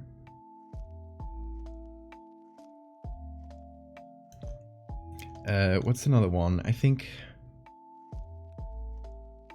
I should look this up. I think difference might do a different thing with fill. Yeah. So the difference is essentially like an invert layer. So let's actually do this with a solid color. So let's put that in white. Let's do that difference. If it's pure white, difference will literally invert the picture. If it's pure black, it will do nothing. If it's in the grays, it will invert like some parts of it. It won't touch the others. It kind of softens the effect in a nice way. If you want a sort of inversion by that, for example, only affects the darkest parts of the image. Just look at the shadows here. You just do this difference layer at a really dark gray, so it'll only affect these. And it'll kind of like brighten them up in a weird way. It kind of looks like a scan of an old photo. That's an effect that happens in real life sometimes to old photos. So that can give you a nice effect on some old photos. Yeah, anyway, if you got this and it's really strong, you can decrease the fill to get like a similar effect to what I was doing by changing the color. It's a much nicer slider to use with difference. These Adobe motherfuckers really thought of everything. I mean, they could have used the fill slider for a lot of other layer modes, but it's only for a few of them, and they don't tell you which ones. It's never said, like they never say it anywhere on the app, so you just gotta like, I saw this in a video, and I was like, oh, I try to remember this. And flow is just like used in some brushes. It's kind of like if you okay, let's say just a hard round brush, right, at a low opacity, so we can see this is at 100% flow. If we reduce the flow to 1%, that's too little. Okay, if you reduce it to 50%, you can actually see it's kind of creating this ghosting effect, because it's I think like the only difference here is that, oh, you can see it much better if I turn the opacity up. It basically stamps the brush on much less, like if you do this line with low flow and with high flow, like the brush here has been stamped 1, 2, 3, 4 times. You can literally see how many times it's been applied, and here it's been applied so many times that you don't see the difference and it looks like a smooth line. But this is actually just a combination of circles. It's like 1, 2, 3, 4, 5. They're so close to each other that you can't really see where one starts and the other ends. So I think that's how flow works. Just like how many times the brush is like applied per second. So if your brush looks weird, sometimes it might be because the flow is off. For example, I got this pencil brush that I use sometimes. Like if I need to, if I need something pencil-y, and it works better at like small sizes. But if I need something like a pencil, it turns the flow down to 38% because I guess it works better for this. Like whoever made the brush, they tuned it that way. But when I go back to my regular layer, to my regular brushes, it doesn't remember to set it back to 100. So sometimes I'll notice like my brush is acting weird and it's the flow that's down.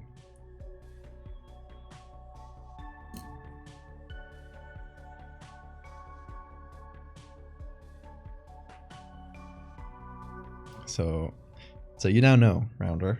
Go do a Photoshop now.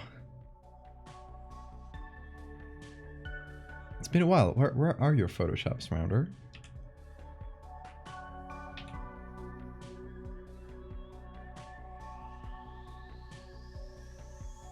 You are? Nice. What you making?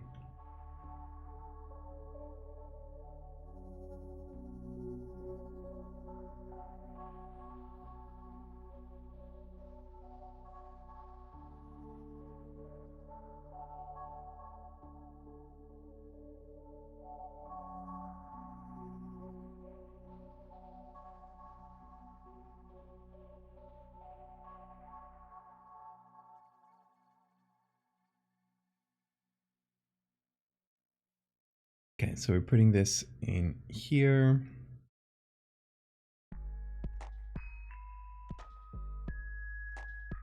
And, ooh, there we go. Go to file things. Nice. For the ritual prompt. But yeah, I guess for those that don't know, if you're an artist and you want some prompts for inspiration for your art, we got a little challenge going on the Discord where every couple of weeks we put up a new horror-related prompt. So something like teeth or ritual is the one currently going on. So it's a very like low pressure challenge. You just take on whatever you want. You can do an old prompt if you want. You can just follow up on the current prompts. You can do them at your own pace. You don't have to follow these like the 2-week schedule. You can just go do one and take like 2 months to make it. It doesn't matter. It's just like if you need inspiration, it's a nice little way to do it. So if you like that, go to the Discord, and which I will put a link to in the chat, and go to the Cursed Files channel. And if you can read the pinned messages on there and see the current prompt, see like the general gists and rules of it.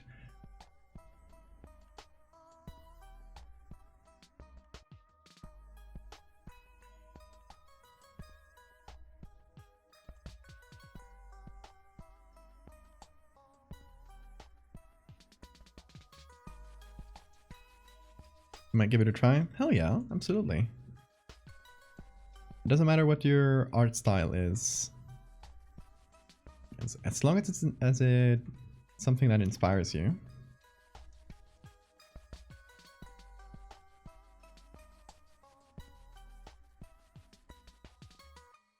This armor is already looking kind of long and fucked up.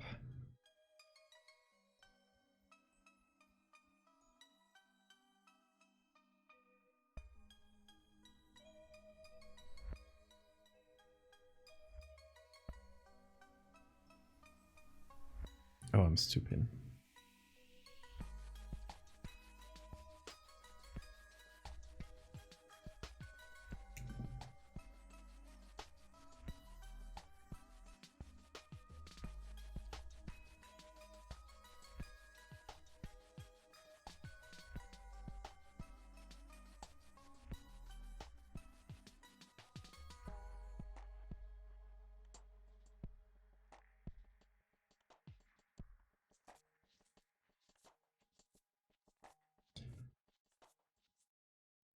Okay, so I want to make these fingers like longer and creepier.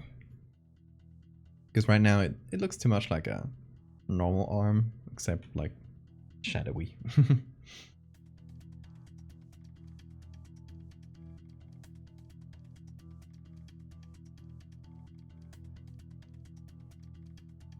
I guess it kind of looks twisted already, but it's fine. We're gonna go with it.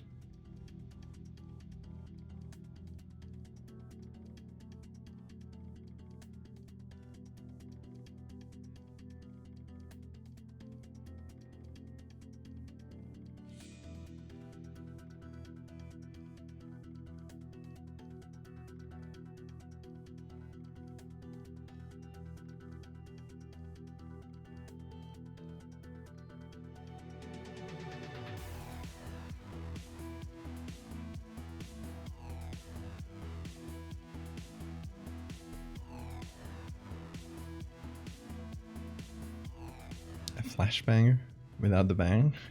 What do you mean?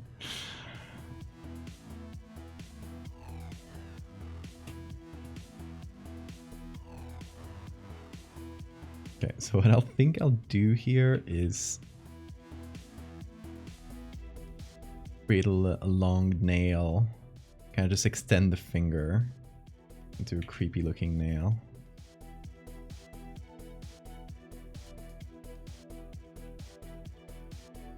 Oh, when I turned off the shadows. Yeah.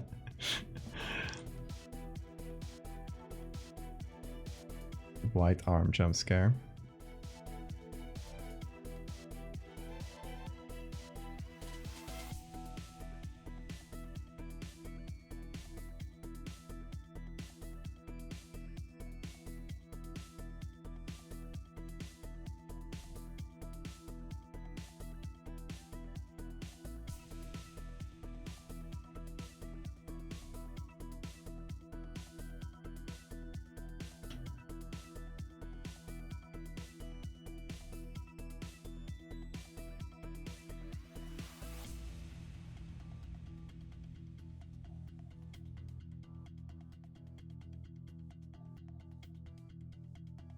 How about this for creepy claws?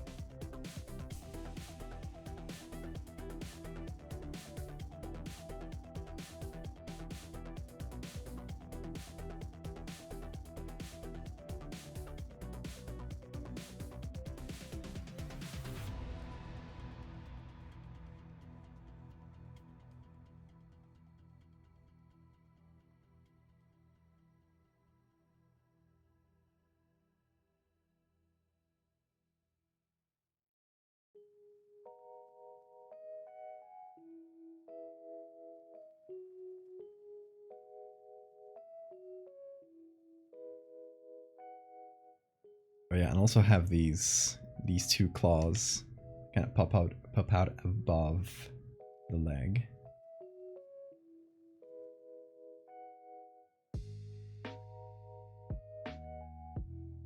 Like so.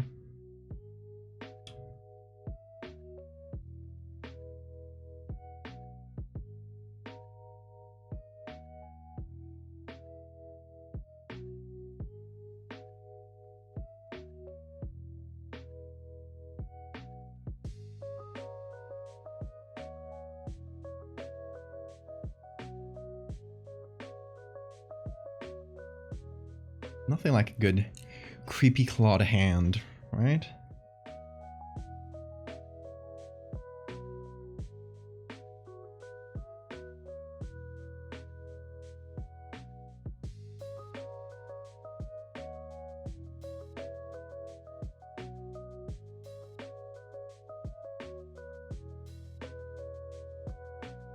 Everyone loves clawed hands.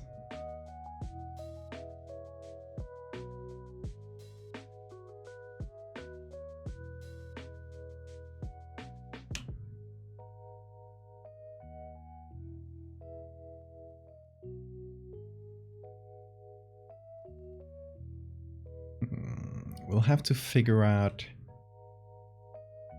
Yeah, because I want them to be darker than this skin so that we can see them just through the silhouette.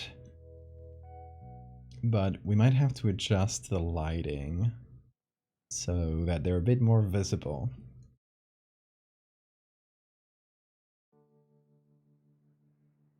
I might change this one, which actually I want it to go above, like so.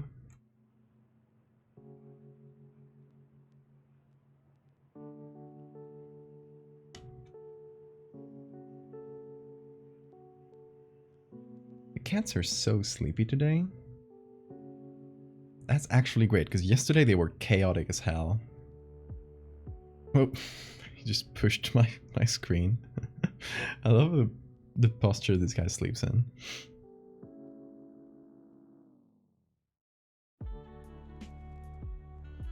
Oh yeah, I forgot to mention this for a bit. All these pieces I've been making for the Valloween challenge, or like these 7-day marathon, I'm gonna pick one of them and I'm gonna turn it into a postcard, like these behind me, for all the Patreons. So I'm gonna have to choose one. I don't know so far. I think I might go with the vampire bird, because out of the ones I've done, it feels like the most Halloweeny because it is a vampire. But this one's really good as well. Like this you could just plop it into a postcard and just write like "found you" or "I see you" or something, and it's a pretty good postcard design already. The man pecker. So I'm kind of in between those two right now. Obviously, we won't do the self-portrait. I don't want to. I'm not so. You know, my self-esteem is not so high so as to send people like postcards of my face. But this one could be good for like a vertical postcard and like some kind of Halloween aesthetic. Like something about vampires. And this one's just cool in general. I'm quite proud of it. Oh yeah, here's the vampire bird, Dawn. Oop, that's not the picture. So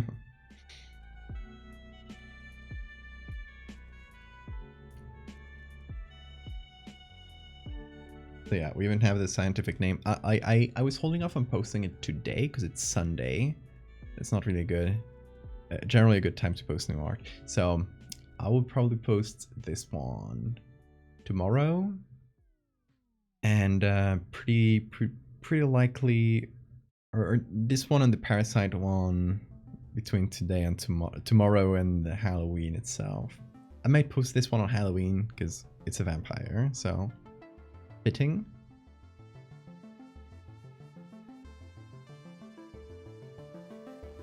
I don't know, but what would you guys like more as a postcard if you're a Patreon especially, but in general, like what would you like to receive? And if you're not a patron and you want whatever postcard I make out of this, there's the link. You got to join at the 2nd level, and you got until the 31st to join. So there's little time to decide if you want that one. Otherwise, if you join after the 31st, you will get the one for the next month. So it's fine. But if you want specifically one of these designs, good time to join and to let me know what you prefer. Hey Bean! Hello baby! Come here! Hey Bean! Are you going behind that? Yeah. He's back there. I think he wants a spot, Morty.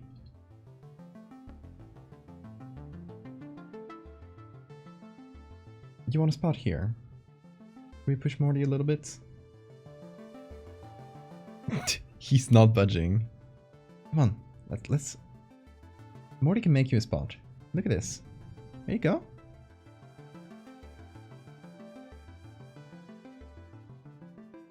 He doesn't know. He's unsure.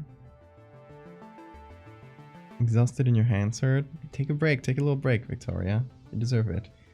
He's going for it. Whoop. Finding his spot. Very good. Oh. I'm gonna give him a little kiss.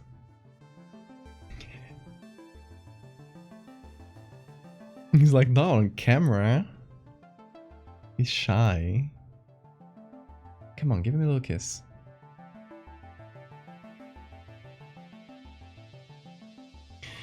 He's so shy.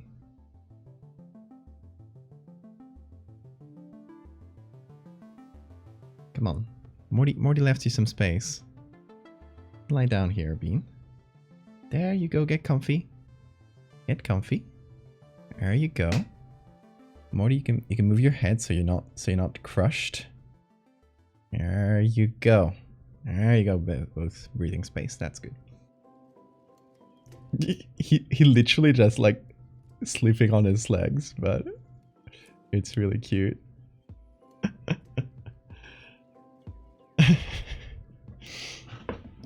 Walt Rob, thank you so much for the follow. And we got googly eyes. More googly eyes. Oh my god, where should we put these? Should the feet get more googlied? Should we progressively...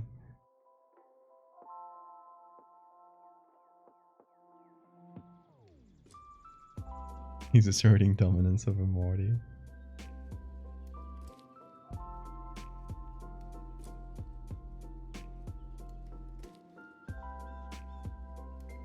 Ow, a googly on each toe. Okay. I like that. Let's try and fill them all in. I got 2 here. Should it be like the nail? Yeah, like here. Okay, let's do this. Oh my god. They keep coming.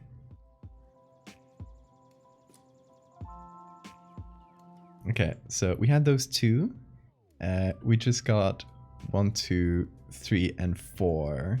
So that's 1, 2, 3, and 4. I'm just gonna place them for now.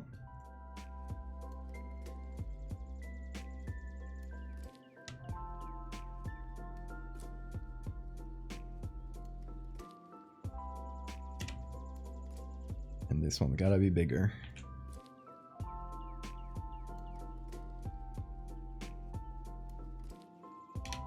Perfect. We are 1, 2, 3, 4 googlies away from filling out the entire all the toes. All the toes will finally be safe.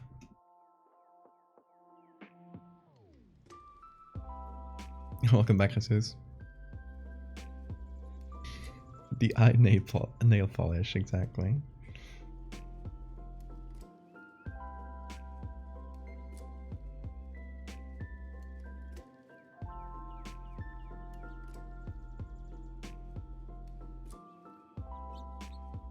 Okay, let's do select subject here. Gonna take them legs. Maybe mess with the...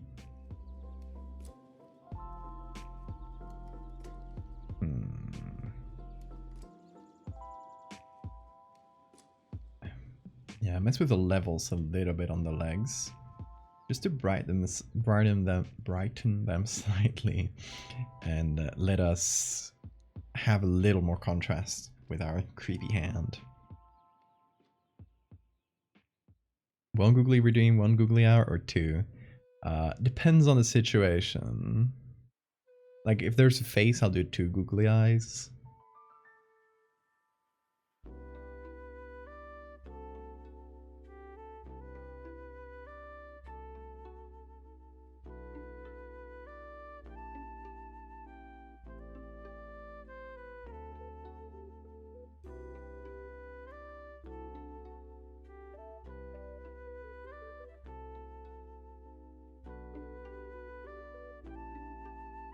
There we go.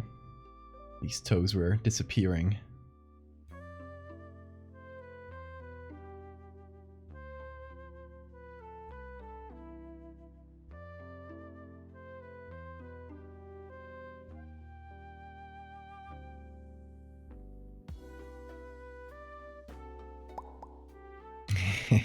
They keep coming.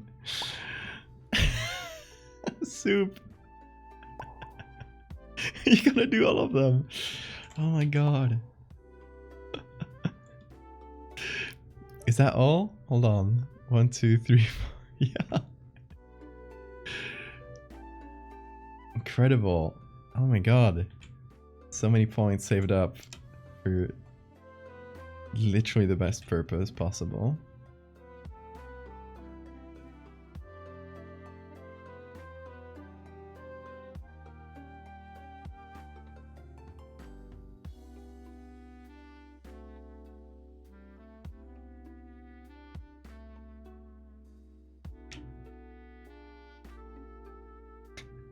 They're so pretty.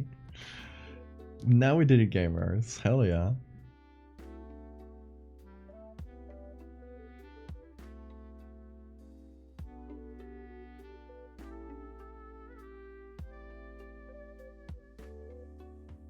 The meme of the soldier stopping bullets from hitting the kid, but it's googly eyes stopping Val from getting Twitch banned.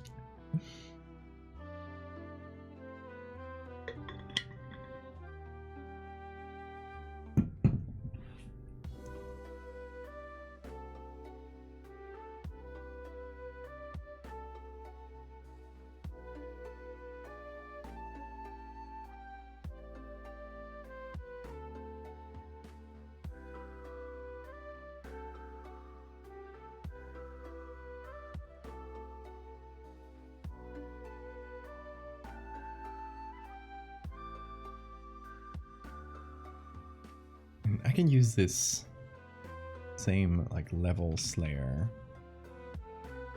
Kind of draw in some weird like tendons and muscles, even if it doesn't make like anatomical sense. I don't mind too much because I want this to be like a monster hand. Like I want this to be like weirdly like fibrous and stuff. Mori looks very happy. He loves sleeping next to people because, you know, one of the things about Sphinx cats is that they produce the same body heat as all other cats, but they don't have the insulating layer of hair. But they still like produce the same body heat that another cat would be saved.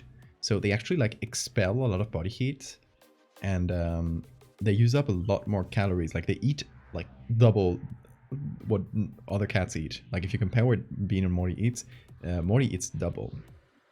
And he gets cold easily as well. So he loves, especially when he's sleeping, he'll just cuddle up to you, or he'll often like get under the covers while I sleep and just get to cuddle up next to my legs. And he loves sleeping with Bean too, because he'll just act as a little warm blanket. Oh, he's yawning so hard now.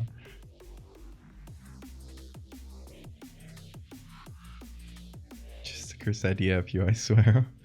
You surely didn't just want to see a little eyes on each and every little piggy.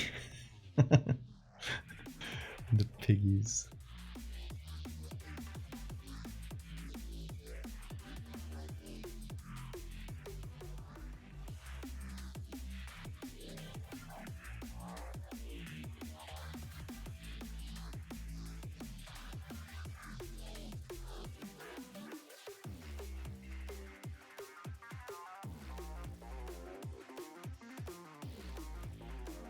So this is the part where I'm just painting, basically.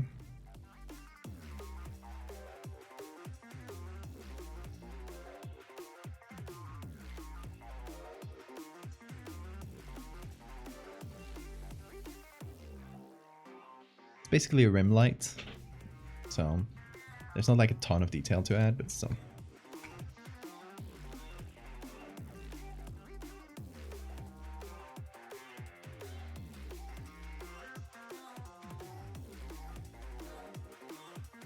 I love Morty's face. He's very happy right now. He's in the kitty heaven.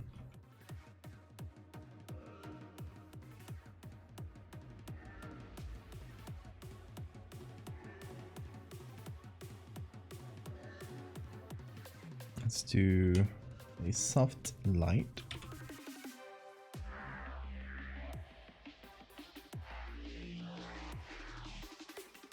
No, here. And I'll try to emulate this really strong rim light that's on the legs, especially this one, because it's right next to it.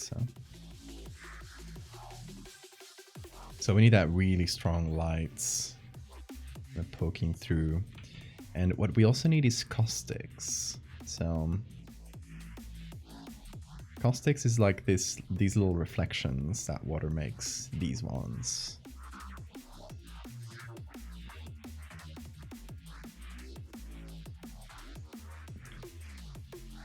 And I think last time we searched for caustics, it was pretty hard to find. I don't know if I saved this in my resources folder because it was hard to find. So let's see. I think this one, yeah, that one's caustics. Not this. No, it's droplets. This one's pretty close to what we want, isn't it?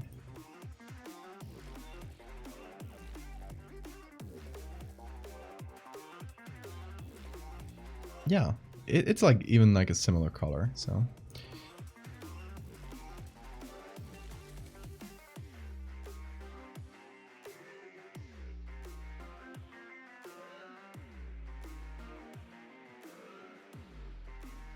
We're gonna put this on like so, and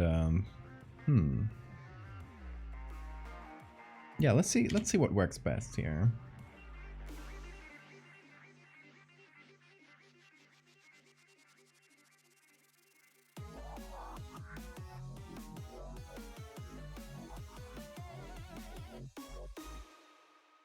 I'm seeing like a screen with some adjustment to make the background darker and just leave in the little caustics. But now they're like way too strong. We don't want that. We don't want them to feel like they're embedded in there. It's just a little lighting thing. So we want to blur them just like these. We want to maybe desaturate them. That's getting way better. And mayhaps we want to do here underlying layer so it only appears in like brighter spots. I like medium spots because here it appears like in darker zones, but not in like the fully dark ones. So what I'm seeing is that maybe it doesn't, like it gets eaten up by the stronger lights and only appears in kind of the mid-tones. A word in Spanish.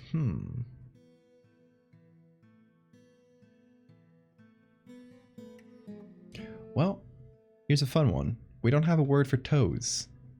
We just call them feet fingers. Dedos del pie.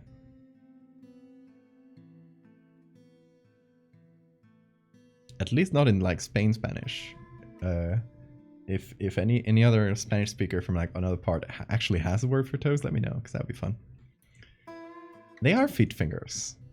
Like what else do you want? It's simple, to the point.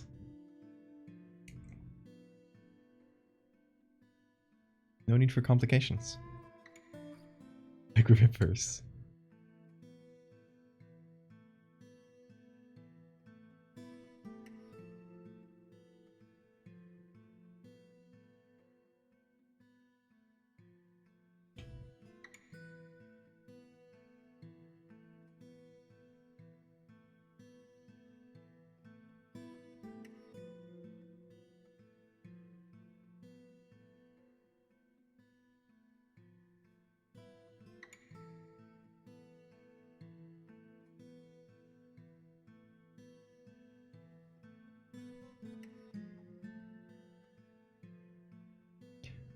Okay, these are kind of similar to their real ones.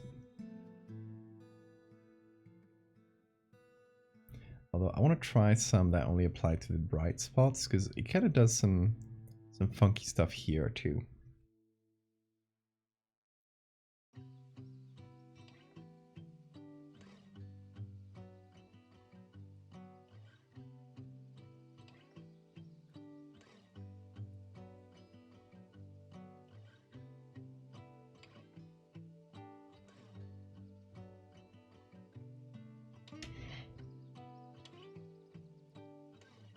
Cueca?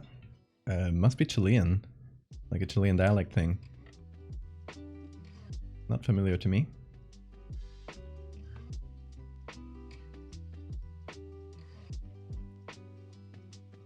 Chile is like the weirdest dialect of Spanish. To the point where like a lot of like people from like other Spanish speaking countries cannot understand people from Chile.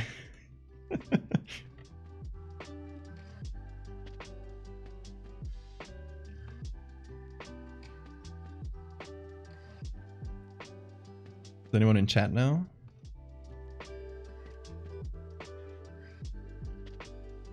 Isn't it underwear? Is it?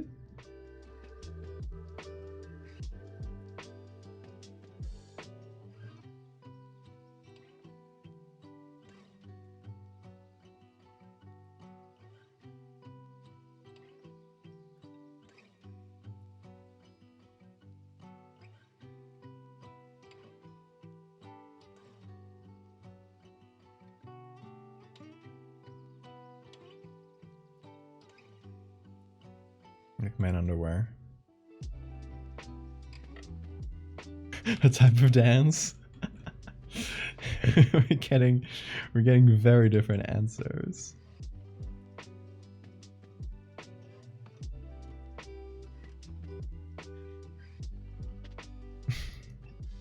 Snow SOS or Snow SOS. Welcome.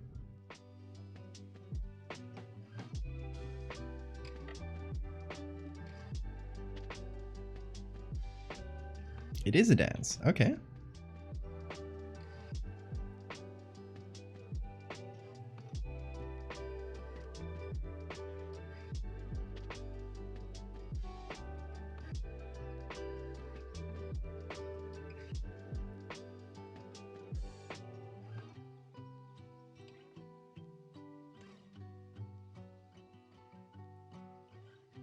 Hey, good attempt, Artemis.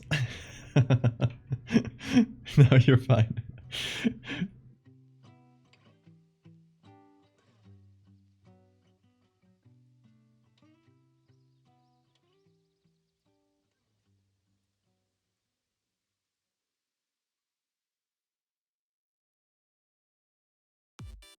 Thank you, Snow. We appreciate that.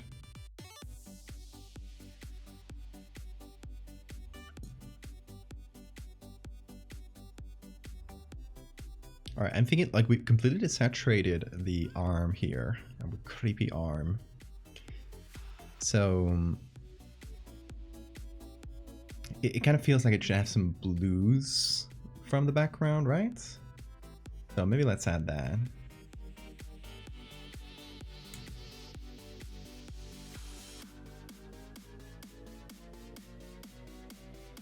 Just like pick something from the darker parts of the leg.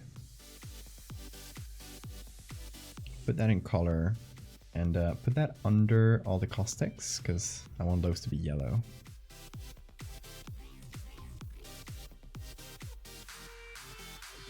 Works pretty well, I think. I might keep it out of the brighter spots though.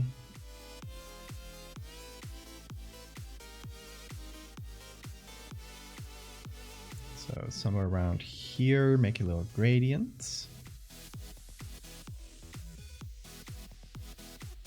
It's starting to look like a rad prog metal album cover. Hell yeah. Great compliment.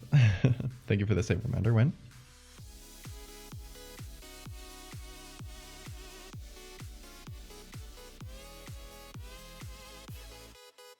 I'm thinking I might actually cut it a little.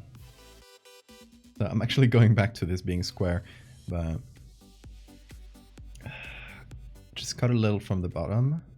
So maybe keep that to 4 by 4.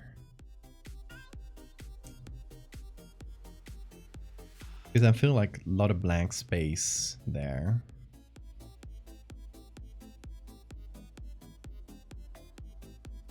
And look at all the googlies. Just gonna group them up.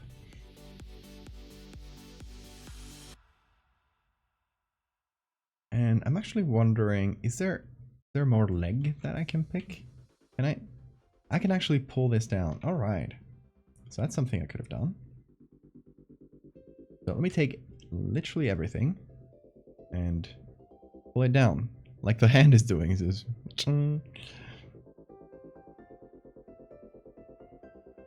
knock on wood in case someone steals your art for an album cover again. Not again, please. I already went through enough the first time and the second time and the 14th time.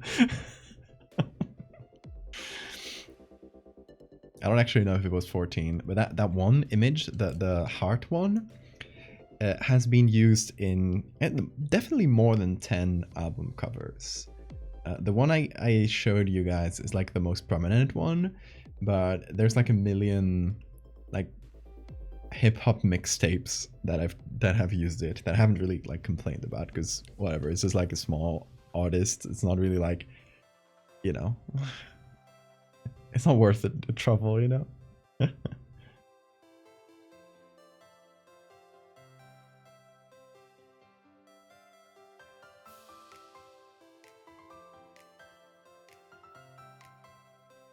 Where's your name so conductive to being pronounced correctly? The Chinese name, those was hard for non-Mandarin speakers. I kind of just pronounce it in Spanish, and that's kind of my go-to when I don't know how to pronounce something. My brain defaults to just like reading it in Spanish.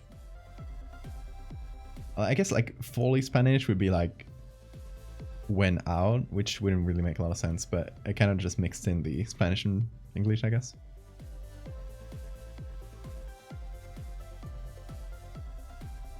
Spitting bars over the dump truck frogman image. That would be amazing. The heart iceberg. Yeah, that's the one that like every single album cover that has stolen my work has been that one. That heart. Let me show y'all in case you missed when I talked about it. But it's an old-ish thing from before, from when I did surreal work. I think it's from 2019, I want to say.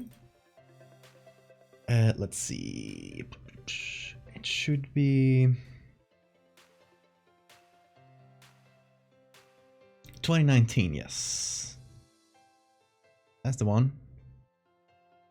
Back when I was doing more surreal stuff. This has nothing to do with what I do nowadays, but the technique, a lot of the techniques are the same. Yeah, this was stolen like a million times. Oh, I got constructive criticism. Let's see. Ooh, we got a Photoshop, don't we? Hold on, it's loading. Twitter's been loading so fucking slow. They have like one server left at this point. Wow, that looks really cool at a glance. Okay.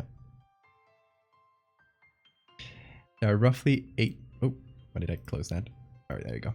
There are roughly 800 million acres of untamed forest in the United States, shielded from prying eyes. People go in to perform their dark deeds. They never come out, but occasionally, if you're lucky, you can catch a glimpse of what they've become. Oh, that's really good. Let me open that new tab. I know this picture because I've used it myself. I actually used this in the Megalomorpha image. I edited differently, but I remember this specific tree that crosses over the middle. And I think I put the big moth over here in mine. The olden days of 2019. It feels very old to me. I know it's not that long ago, but it feels very old to me because, you know, I was doing a completely different style. It was a completely different like phase of my life. I was studying medicine at the time. This is really cool. Is it like arms tied around? It kind of feels like it. I know it might be just like cloth, but I think you did great. I have very little to say about this. You did great with the glowing eyes. Like, I don't know if this is part of the original. I might have darkened like this space a little bit more, because compared to like the space behind the other trees, it feels a little bright. I don't know if this was edited in from another image or something. It might have been like that in the original. So there was a deer there you had to remove. Yeah, I might have just like made that more pitch black, but that's like the only little thing. Like, and it's a detail. Like, it's not really part of the main edit. Gonna go sleep now. Okay, Wen, have a good night.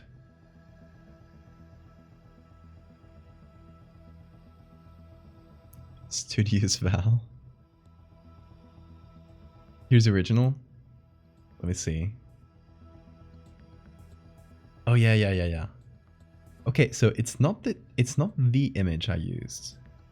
It might be one of them. I think I might have mixed two. Hold on. Let me show you the one Oop! Cat untangling. Okay, Bean is getting up to... Because Bean will get really warm after sleeping with Morty for a bit, so he'll just like go cool off here. I'll leave the camera here. Let me show you mine. And let's see which image I used, because I'm pretty sure it's the same. It's this one here. Okay, so I used... This is the deer. Like, this one is here. So all the rest is the same, I think. I also removed the deer. I did the same thing as you. Our brain cells, we have the exact same brain cell connected right now.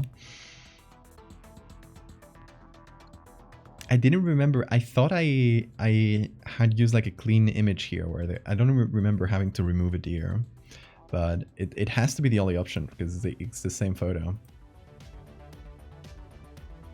It's fine. They feel different enough, so don't feel bad about using the same image as me. That's completely okay.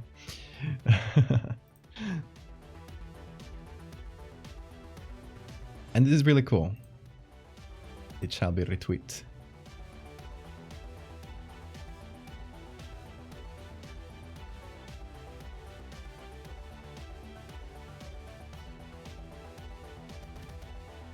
Oh, he's showering. He's showering after their steamy sleeping session. Conspiracy, Val and Rounder are secretly the same person. Have you ever seen both of us in the same room? Think about it.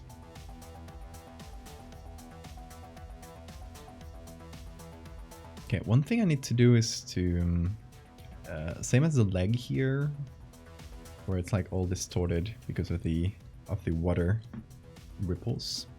I should do this to our arm, but I'm leaving that towards the end because I want to do that. I want that to be the last thing I do in this edit. Both have beards, enough evidence for me. Close enough. Valdevia. Valder House.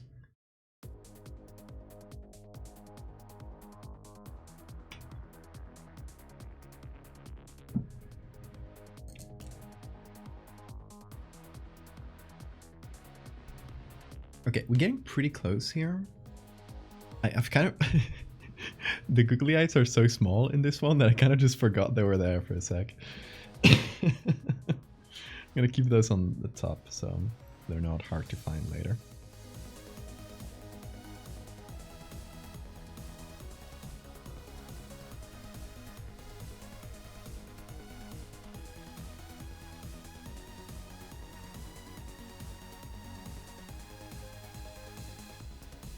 I might actually undo this. I might keep this dark. I like just low opacity here, yeah. Which will give us a little bit more leeway with the contrast. This in the arm here.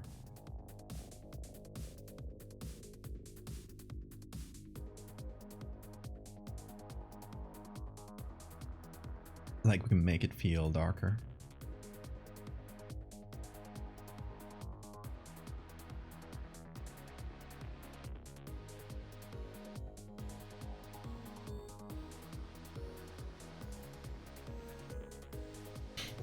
I like it. I might make it so dark that it kind of clips. Like this is, you know, it just goes directly to pure black because it kind of happens in this leg too.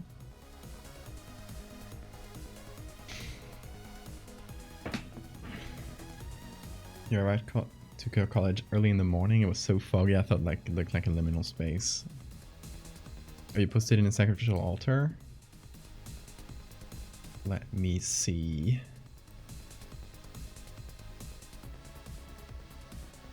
Did you? When did you post it? If it's from today, then you didn't. So, if you got the time later, I'd love to see them.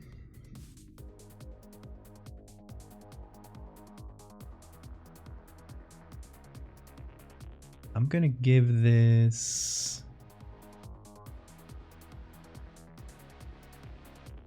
a bit of a different color so it's not all blue.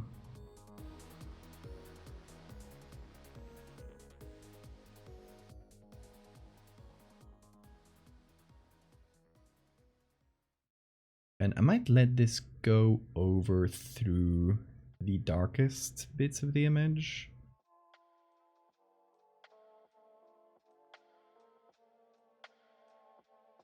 Like this, because it kind of happens here as well.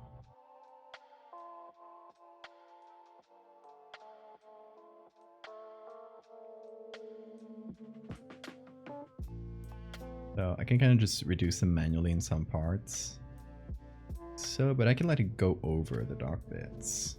Same here.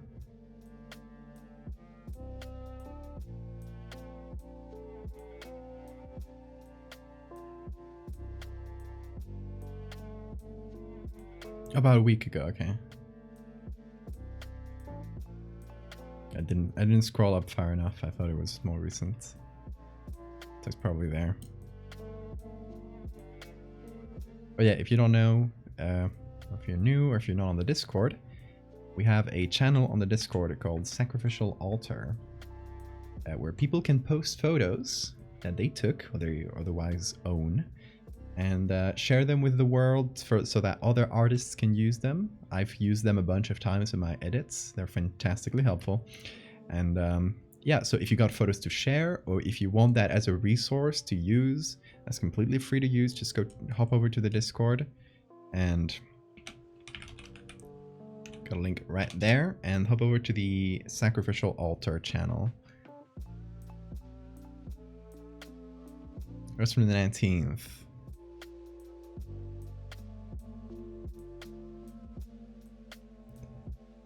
See. Oh, there we go. Oh yeah, those are cool. Here. For the folks who are not on the Discord. I love like foggy mornings like that. Always have like a very special vibe.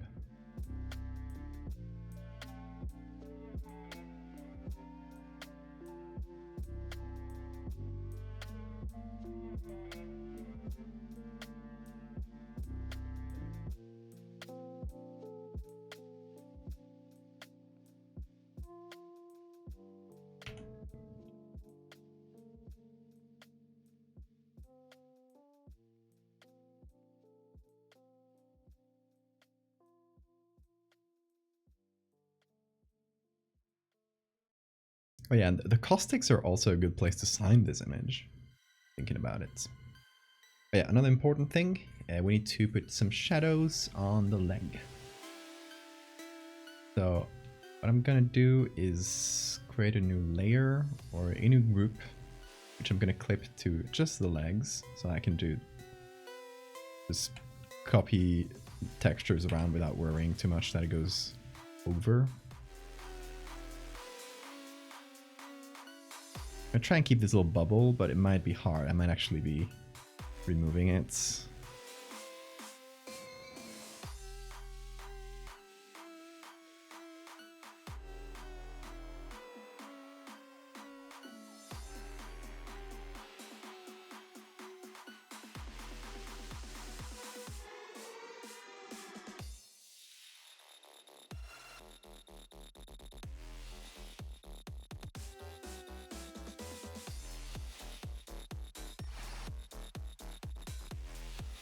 For the perfect picture you took for the altar? Nice. Thank you. Thank you for sharing.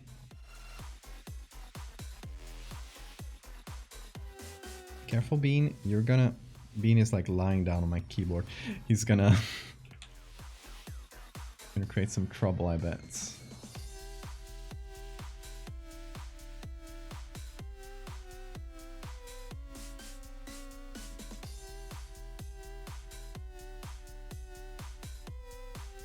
So hey, show of hands, who used to be scared of this song, of the Lavender Town song as a kid? Because they thought that Lavender Town syndrome is real, that creepypasta. I was terrified of this song as a kid. I thought I would go insane by simply listening to it. Oh, it's so silly.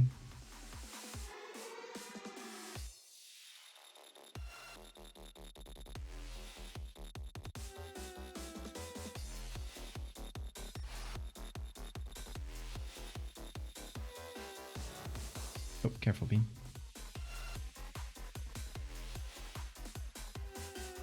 Let Bean edit.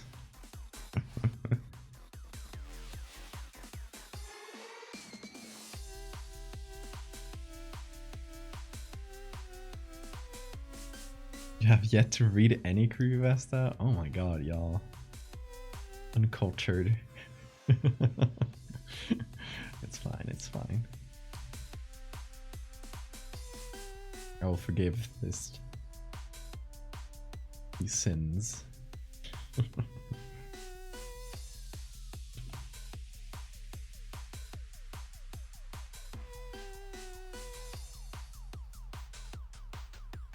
So yeah, for those that don't know, it was a classic creepypasta called Lavender Town Syndrome, where it was like a series of like fake police reports and like documents that claimed this specific song in the original Pokemon game would had like some super high pitched tones that only kids could hear, and or like subconsciously hear, and they would make whoever listened to them like lose their mind essentially. And there were like police reports of a kid who had like killed their own family, and like I don't know, stuff like that. A bunch of people that died because of this song, and I was gullible and I fully believed it.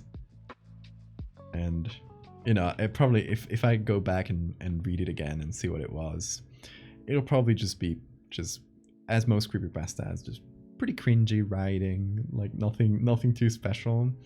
But in a way, that sort of storytelling style, I think, stuck with me a bit, and it influences what I've been doing artistically. So it's interesting, for sure.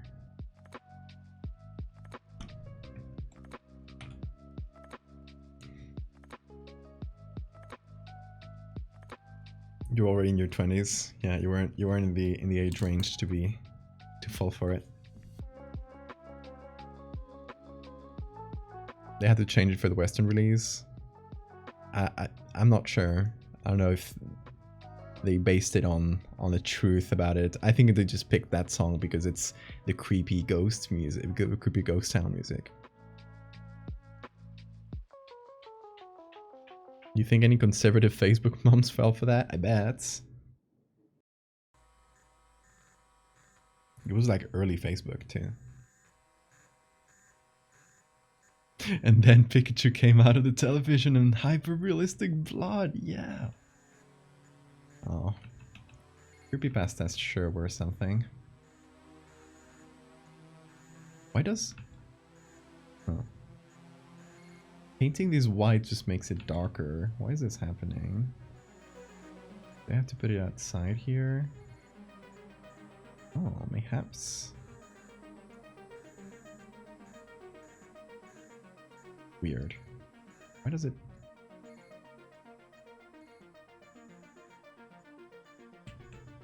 Hold on. figure this out. There we go.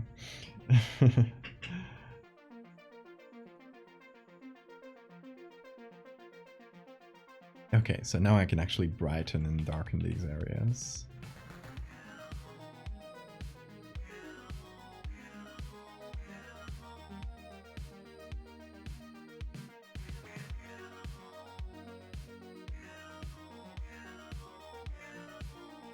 I thought that was just a high pitch and it bothered people, so that's the extent of it, so it was changed.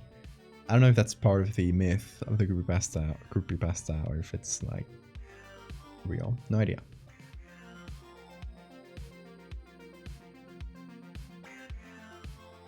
There was a Porygon Caesar episode. Yeah, that's a real one. There's an episode of Pokemon where there was a part of it was like strobing lights that caused a lot of seizures, and the episode was like never aired again.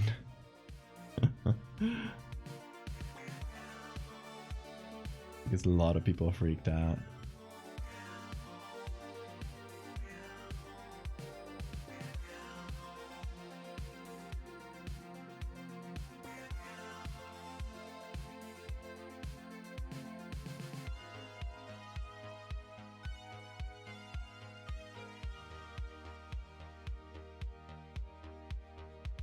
Ripped my boy Porygon.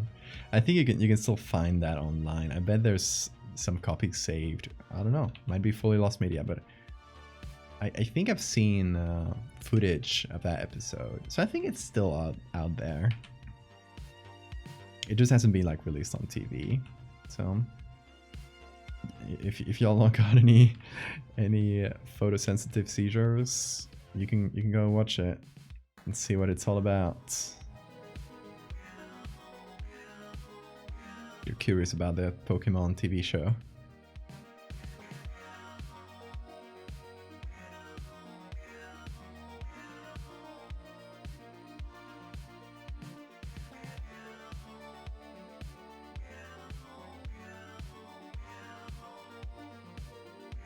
Yeah, I'm trying to brighten some of this leg a little bit, just to give it a bit more contrast with our grabby hand.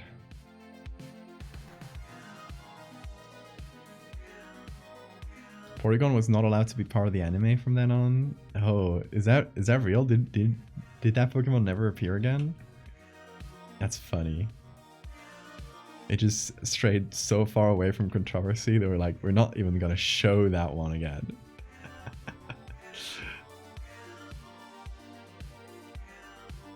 That's wild.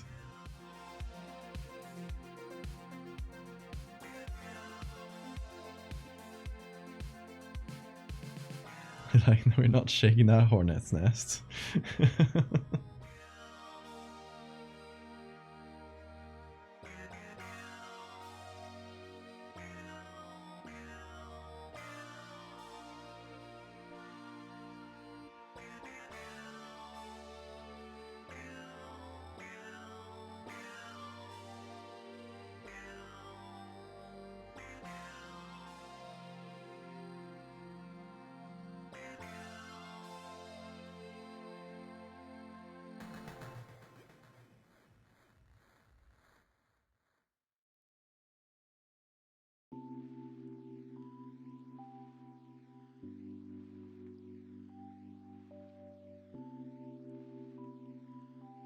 Okay, we're getting there in terms of lighting.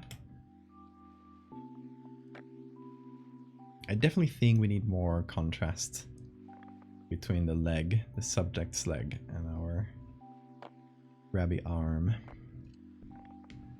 It was Pikachu that did it, not Porygon. They should have banned Pikachu. God damn.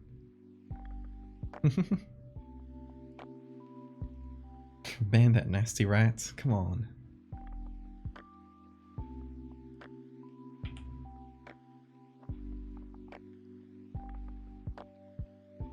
Hashtag free Porygon.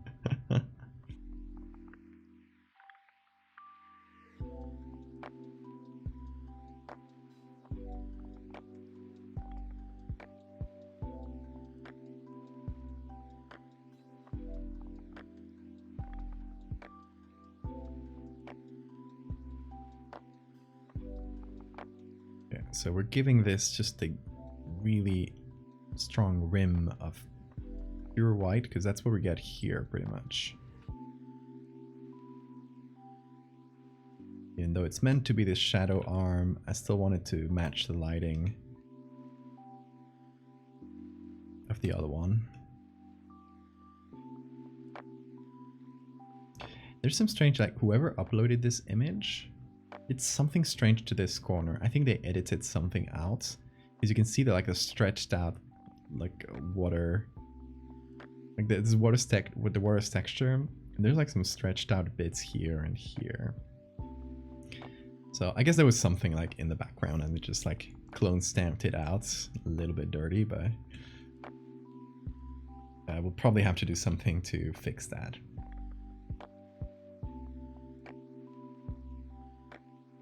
Fuse Free, thank you so much for the follow. Welcome in.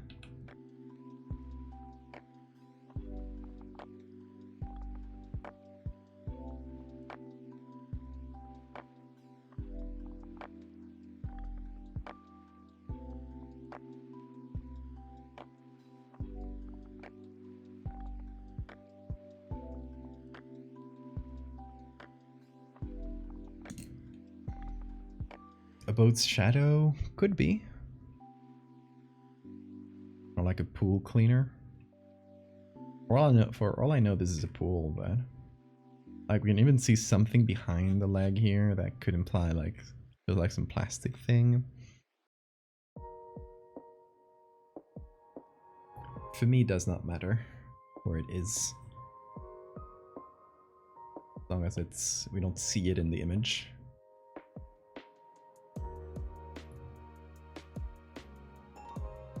We could even add like a couple fishes floating around.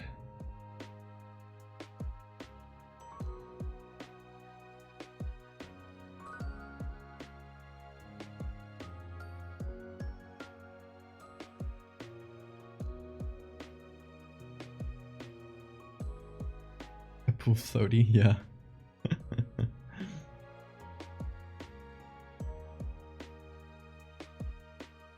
I mean, yeah, fair enough. A plastic thing could just be the normal ocean as well.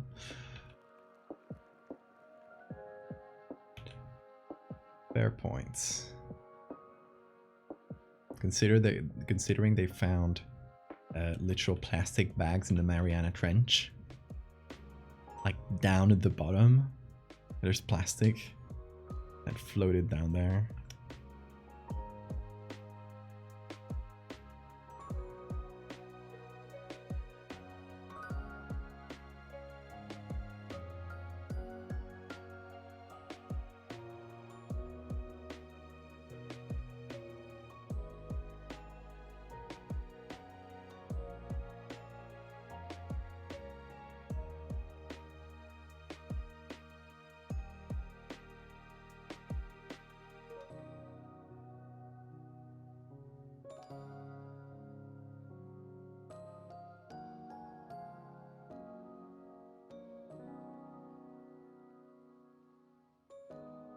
Fractal fishies, yeah, the fish.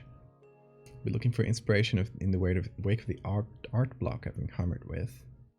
Do lots of surreal and monster designs. Do you have any media recommendations that could spark something?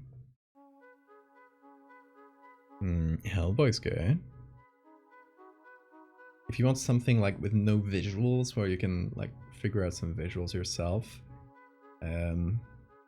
you could listen to a podcast maybe. Magnus Archives is good for that. If you haven't heard that one before, it's just an anthology. So you got like a lot of variety in like the types of horror they explore, the types of like creatures when there is a creature. If you want to go horror, that's a good option.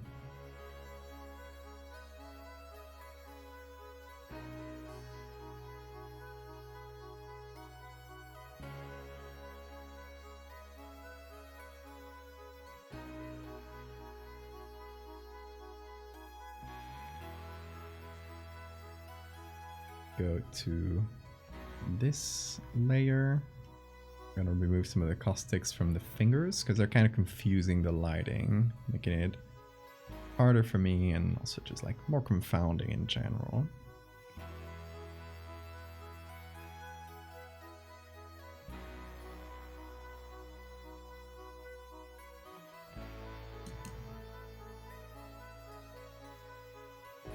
I'm pretty happy with like the monster hand because we simply just added some claws to that hand and it already like I think it works quite well.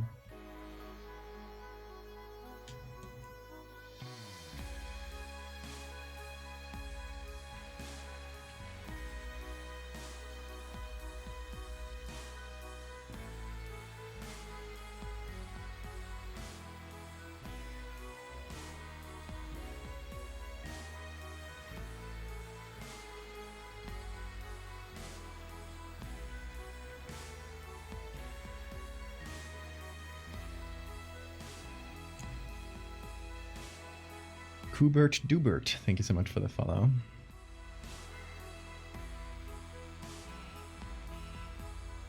Yeah, Night Veil is good if you want to do surreal stuff.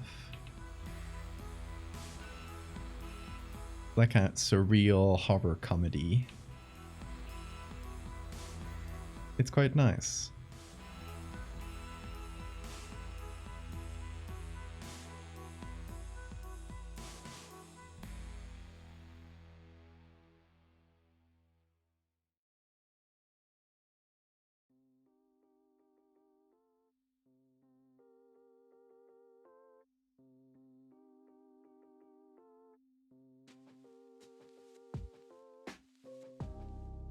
Behind the scenes from Jaws? You're meaning to imply that the Jaws shark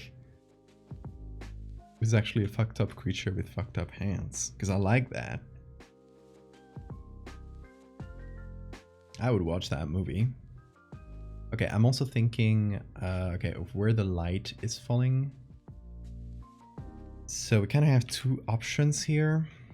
The light, the hand is like behind this foot, so the lights can go here and also here, right? It goes in front of the arm. Or what I think feels more likely is that the arm and the foot are kind of at the same level, so that the arm kind of blocks this lights. So there would be a band, because this one already has a shadow here. This one would keep its lights, I think. So, but we have a band that does maybe this and hides the light here. That makes sense.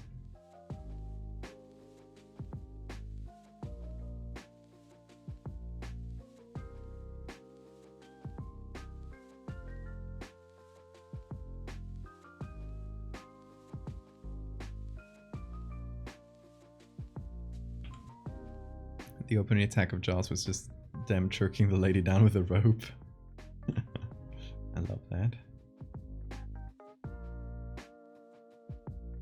Hey Lucetic, happy Valloween to you as well.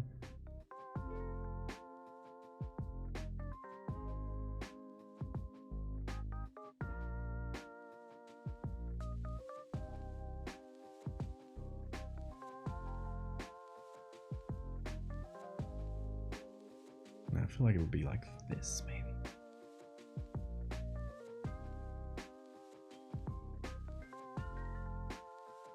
Okay, so I take that little chunk of the leg and cover it in shadows.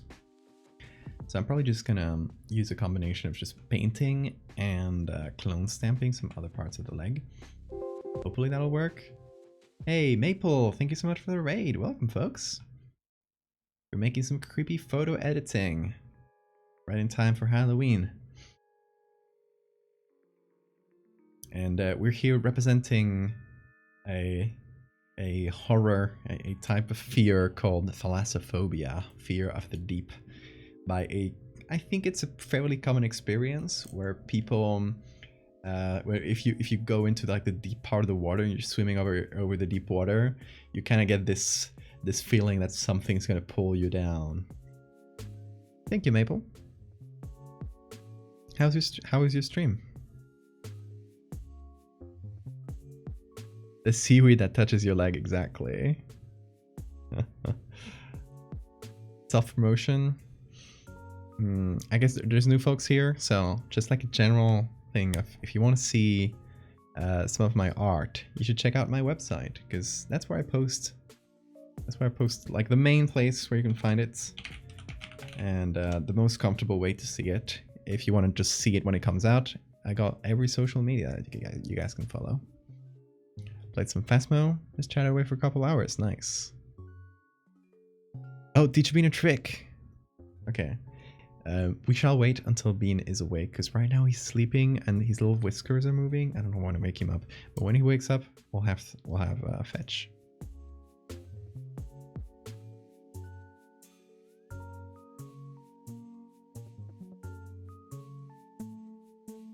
A fetch coupon to be redeemed later.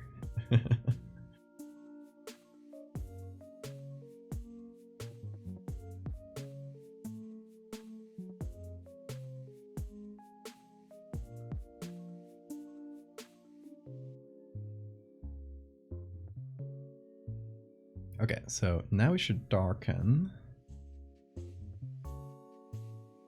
this bit of the leg.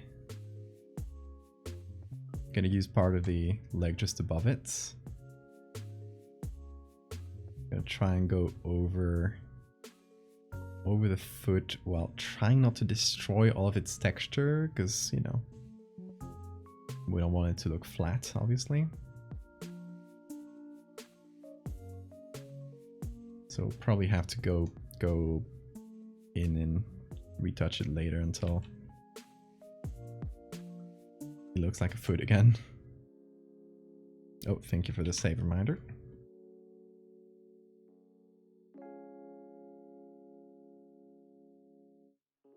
Are you gonna do a limited edition shirt again this year? I really wanted to, but I didn't have time to figure out a design, and now it's like nearly Halloween, so we could have like a late Halloween design that shows up at Halloween, but I would need to figure out an idea first. I'll probably do a Christmas one though.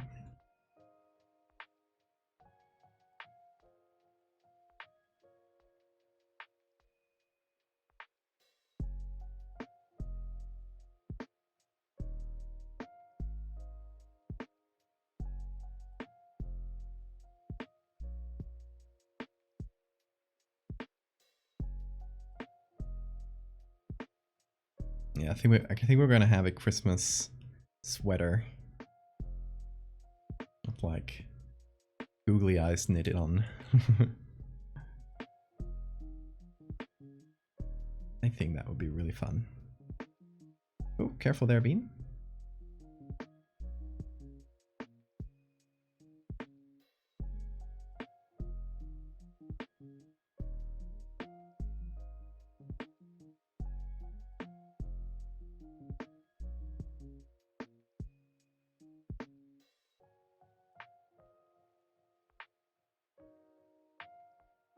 Hey Bean, are you awake? Do you want to do a trick? Are you awake enough for that, or you're just yawning? Chupacabras holiday sweater. Ooh, he's so sleepy. Hello, Bean.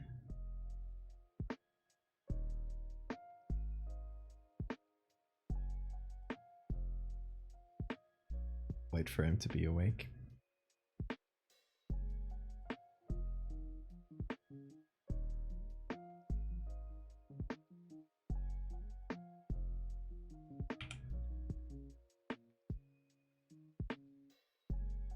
Oh, there he is. Hello, little beanie. Hello.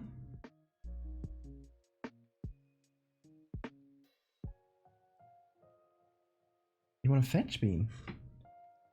Let's see. Let's see if he's up for it, because if he just woke up, he might just not be responsive to play. Hey, Look at this. You gonna play with it? Yeah, very good. Okay. Go. Here. Go for it. Go for it. Go with your mouth. Pick it up. Yeah, very good. Here you go. Good boy. Get your treats. There he is. You're getting it. You're getting the point of the game. Right? Where is it? There you go. Go for it. Hey. Bring it to me. Bring it to me. Pick it up. Pick it up. Okay. Well, he picked it up. We'll give him another little treat.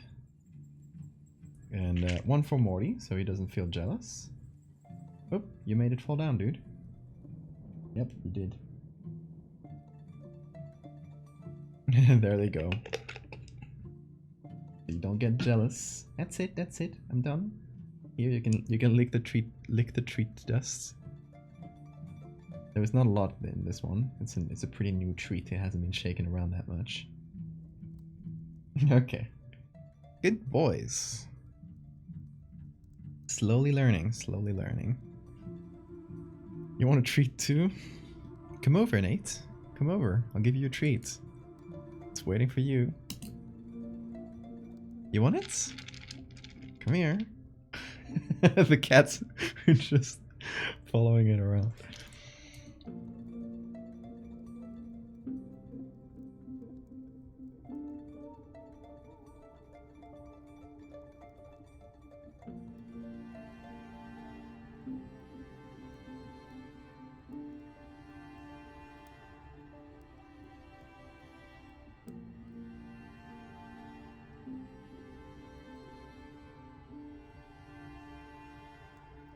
Wonder if this is bright, dark.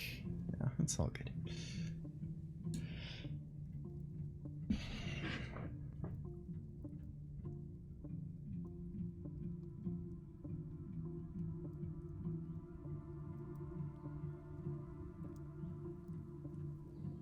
Are you just waiting for more, Bean?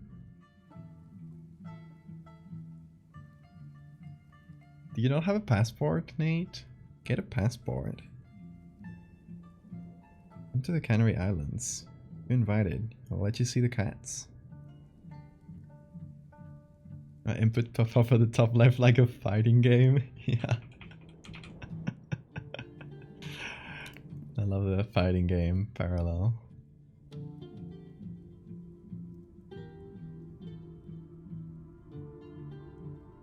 Hey, Bean. Who's licking the finger? He can still feel the treat that was grabbed with it. Oh yeah. Get all that.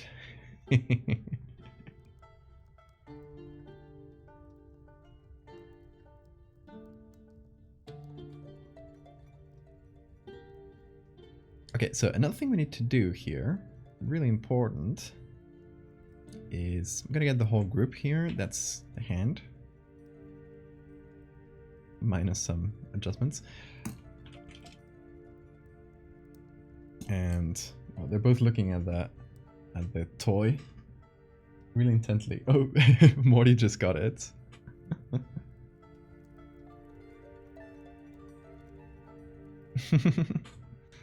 But yeah, we're gonna copy the hand and turn that into a smart object. And then we need to figure out like a rippley texture that I can apply to make it feel just like the legs here. These two.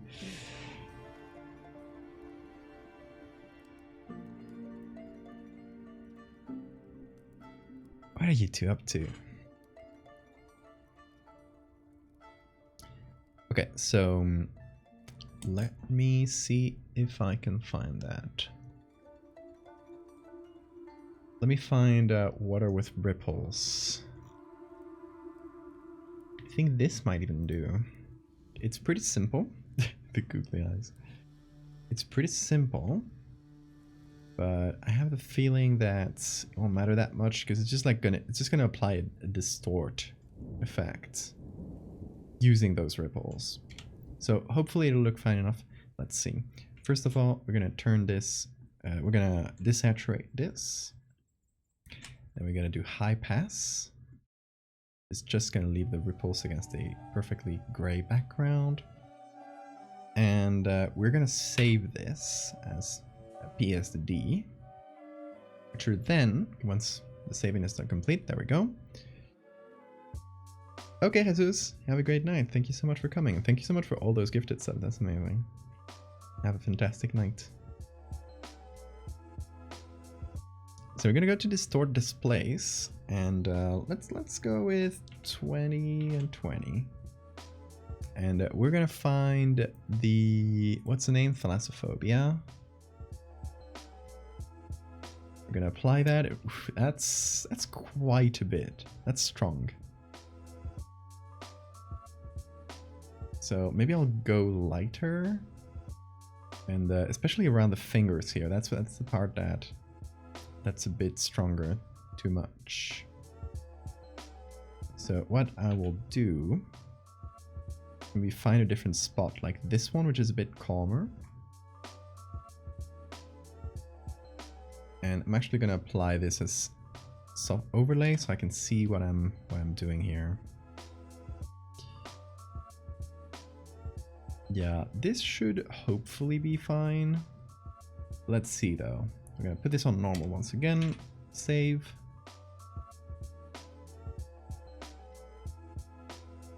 Ignore the googlies. They don't intersect with our hand, so it doesn't matter. The displacement will only get applied to the hand, not to anything else. So we're gonna go once again to here. We're gonna leave that at 15 because 20 seems a bit strong.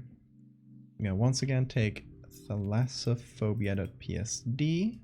Oh, Morty's gone. Oh, he wants to go out. Okay, Morty. Hold on a sec. Let's go.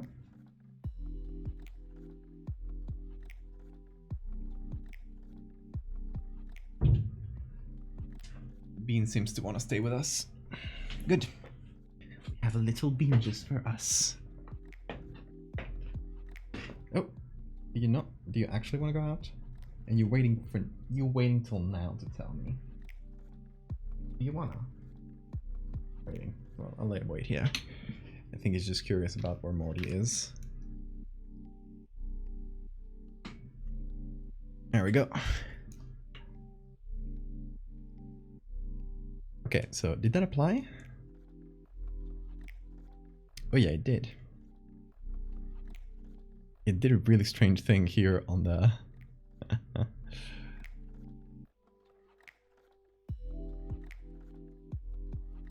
on the finger. Which I don't love. Also this one, it kind of pulled it up. This made it point up in a strange way. So, okay, let's do once more. Another try at this. Why did it affect this part? That's interesting. Okay, I'll make this much larger. So only like that bit. Like the hand is more or less free, but the arm will have some waves. Okay, Bean wants to go too. Now he's scratching the door. Let's go. They're probably gonna go out to play together. Two kitties.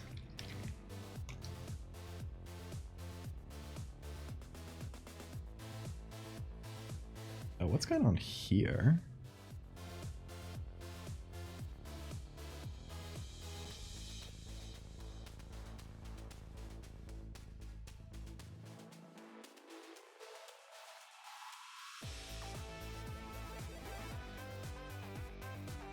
What happened there? Is that a curves layer?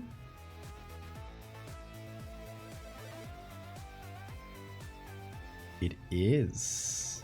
Interesting. But it didn't look like this before.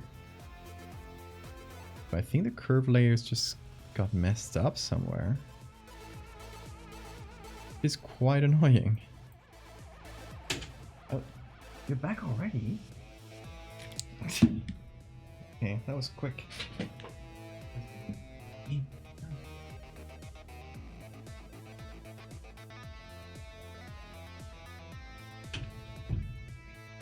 They just came in to check on me, then immediately left. Sounds good, Johnny. Have a good night.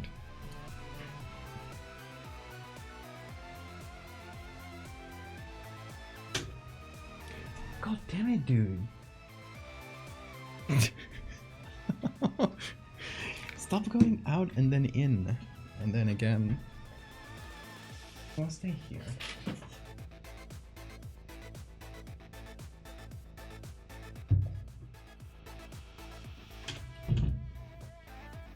The cats are back again. Good times there, Joni.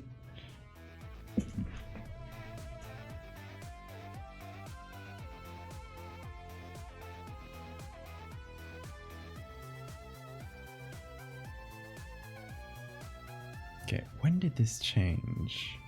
My question. Is like this for a while?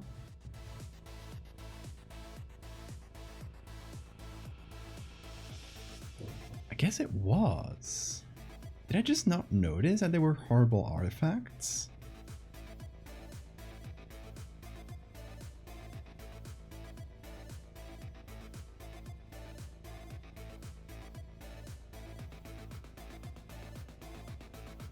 So strange.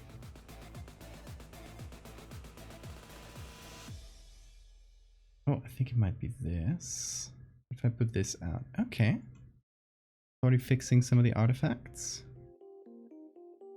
And if I do this. Alright. We got rid of them. Rid of those ugly ass artifacts. Morty. Don't tell me you want to go out again. You've lost your traversing the door privileges. You've abused them. Marty.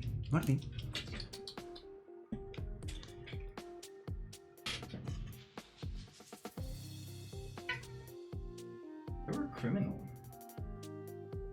You're a criminal guilty of trespassing. 2 charges of scratching the door. And then when I let you out, you want to enter again. What do you plead? What do you plead? Guilty. I knew it. I knew you did it.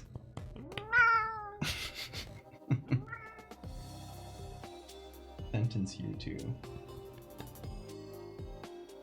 Go to your little bed. What was that noise? Oh, he's taking vengeance upon me by scratching it really hard.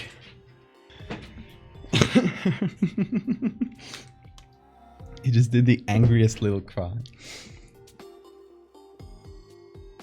You guys didn't see this, but he was he asked me to let him out. I let him out. A minute later, he comes back in because he knows how to push the door. Okay, good. I close the door behind him because I don't want to make noise and wake up my partner. Literally, next minute, he's trying to get out again. Okay, I let him out again. And again, the same thing. And he tried... And that third time, I was like, no, you just want to play with the door, dude. I'm not playing your little game. And see, I changed his... I literally made him do something else. And he forgot about the door, so...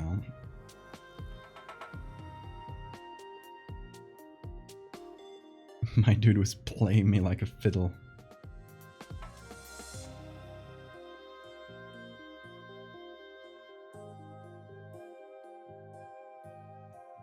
Looked up a flight to Barcelona. A 32-plus-hour flight. Oh my god. Still worth it to see the kitties.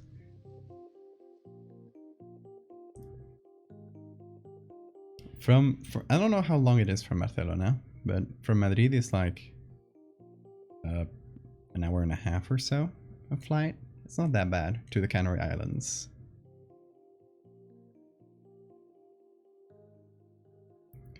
Okay, so we're gonna redisplace this. And we're gonna find Thalassophobia and hope that it works. And let's see what this did. Okay, so it mostly displaced around the, oh, Morty's gone.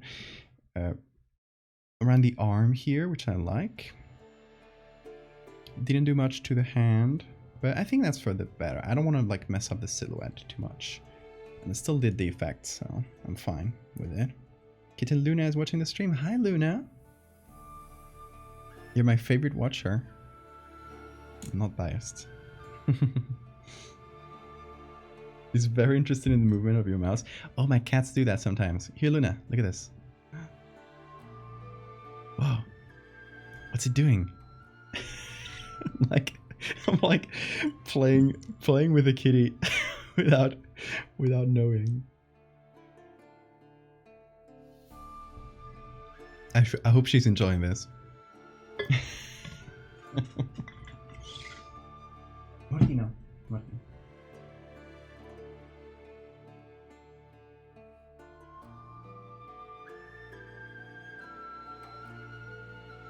Okay.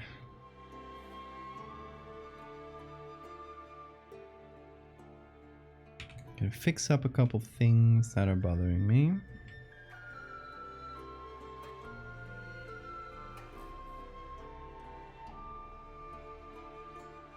Little thing in the background there.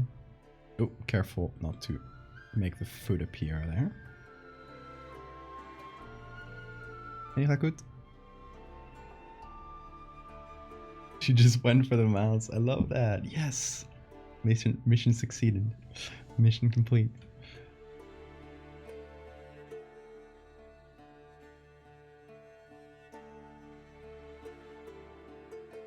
Okay, I might actually go for this level slayer, which I had removed previously for some reason. I don't remember why. Whatever. It's back now. And here's a few things I wanted to do is to add some like water ambience. Get little bubbles perhaps. I don't know exactly what I can add. Like little dusty stuff. Let's see. And we add that on top of everything. You got it on camera? Yeah, send it to the stream channel.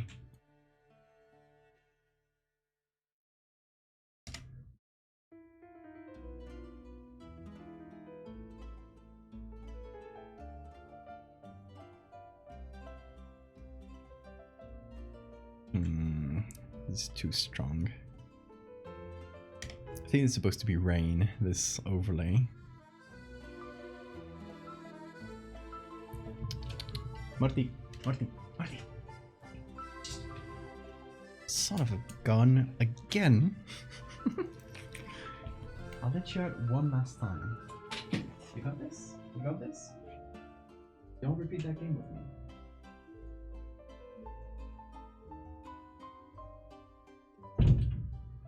Swear to God, if he enters the room again a minute from now, I'm gonna put him in baby jail.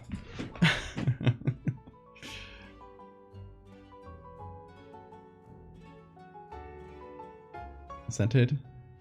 Oh, that's great. Oh, Luna's a cutie. Hold on, there's the video here. Wait, gotta put it on the other screen.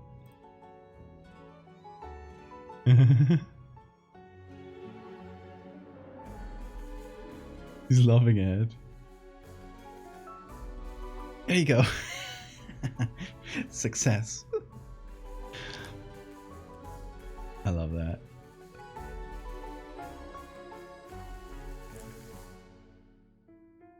Sent to baby jail for door crimes, exactly.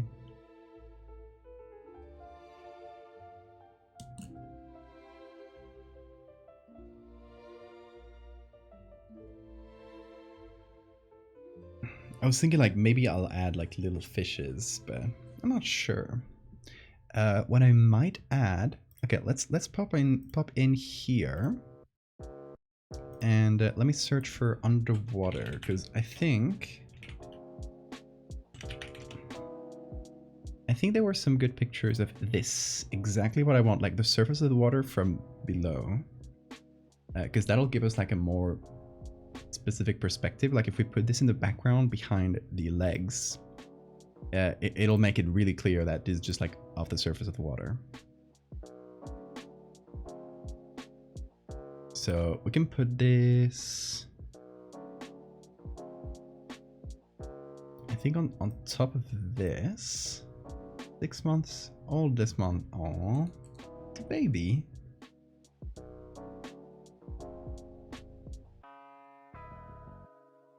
Give her a little kiss right here from me, please.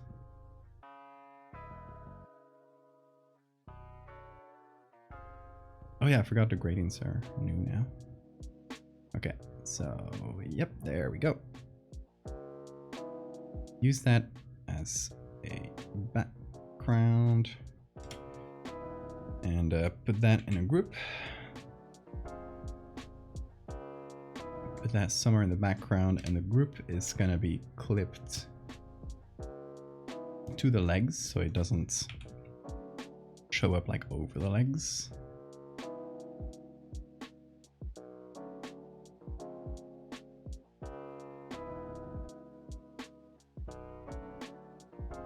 Kiss has been given. Thank you.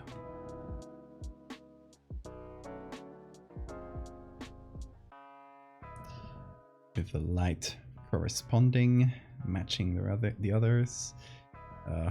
What's going on here again? Is that part of my... No.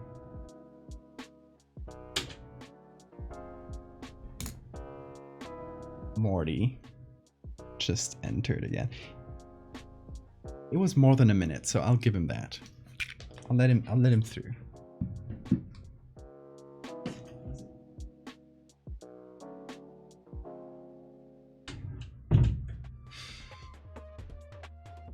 He left. He literally came in, opened the door, and left. Bastard. That does qualify as a door crime. He will be tried and sentenced for that. This guy for real.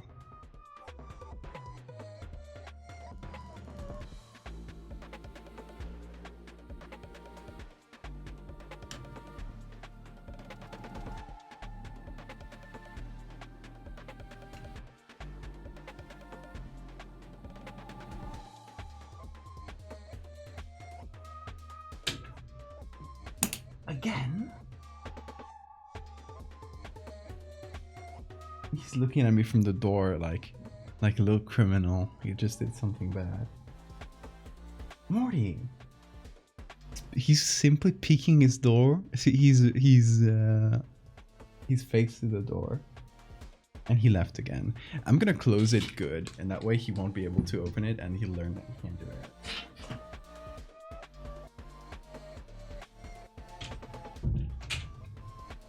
Because I think he's just having way too much fun opening the door.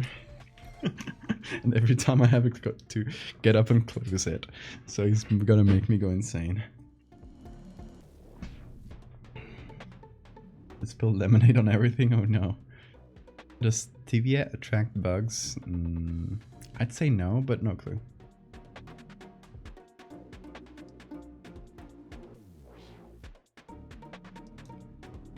Because edulcorants, or how do you pronounce that, are like just made to trick our taste buds to think it's sugar. So it all depends on like whether it also tricks like the bugs' taste buds or whatever taste receptors they have. I'd go for no. I think you'll probably be fine.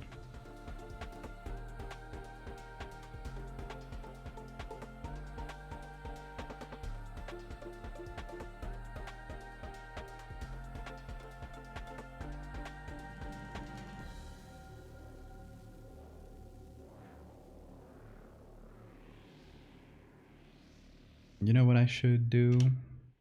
Just darken as it goes down. I could just... Why don't I use a gradient?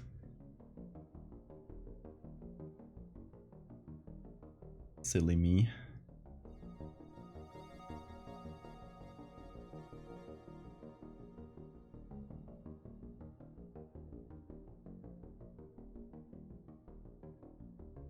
Okay, why is it this spot not being affected? There we go. It's over. Now it's under.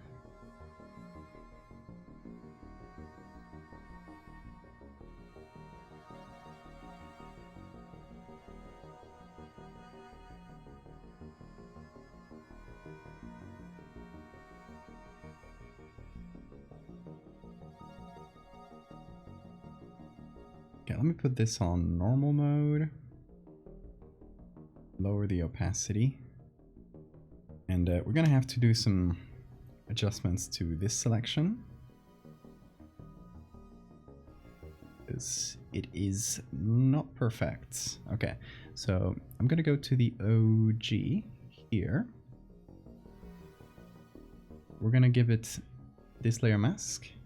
Or, wait, can I? No, because it already has one. Gonna make a copy of the OG without a layer mask. Gonna give it that layer mask, and I'm then gonna adjust it so that it knows like what layer I'm trying to adjust it to.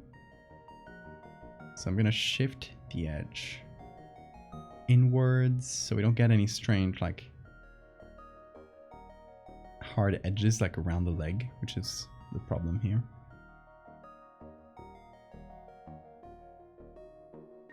And let's see, did that work? I think it's better now, but it could still use a little bit of help. Someone just got on your laptop charger and it's not charging. If it's still wet, wait for it to be completely dry before you use it. You pick up Amiro, one of your cats. Oh, his name is literally friend. He instantly yelled, slapped my face, and ran. Love that. Love that for him. Biggest fan. Gonna have a lurk. Okay, Maple. Thank you so much for coming in, and thank you so much for the raid.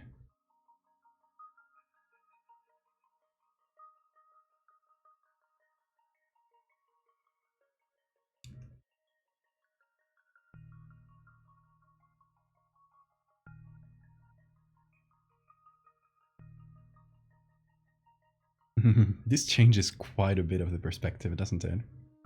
Okay, I want the lower part of this to be really dark. I'm actually thinking right here in this layer, I'm thinking of darkening the tip of the foot, because now that I've darkened like everything in general, like in the lower bit of the photo, it feels like it's too bright. Feels like it should be covered in shadow a bit more. I'm gonna go for that. Just painting a little bit here, nothing major.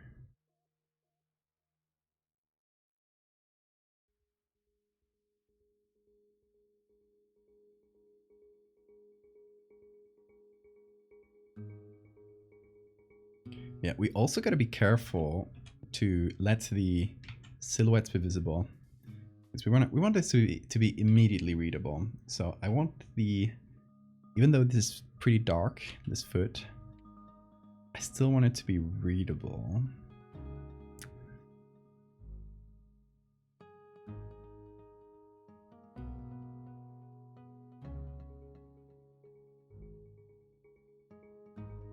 So I could give it a little bit of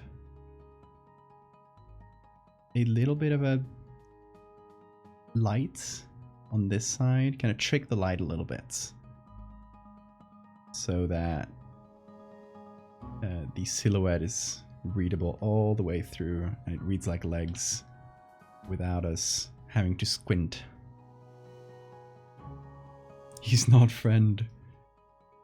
Bro has caused out $1,000 worth of damage and abuses my other cat to a dangerous extent. Bro is not Amiro, he's Diablo. He bites your feet until he draws blood. Oh my god, you got a devil cat. Devil kitty. You can call him Amigo de Satanás. Satan's friend.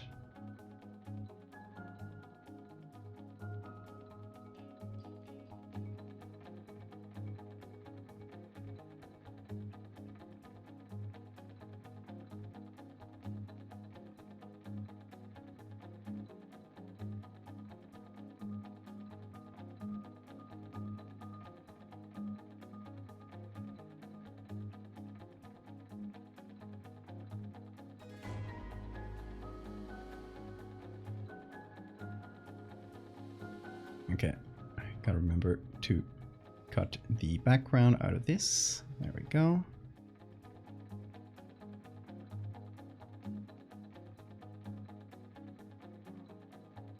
Creepy and soggy time.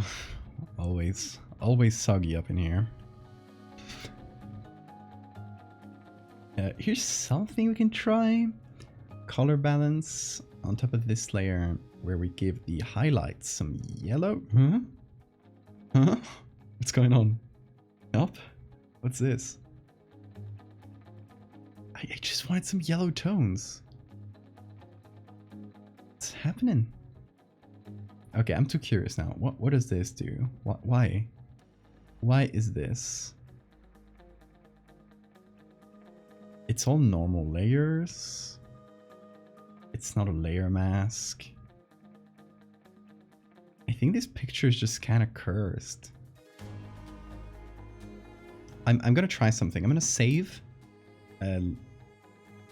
quit Photoshop, and re-enter it. Let's see if this works. Putting myself on camera mode as I shuffle all the windows around. Curious toes indeed.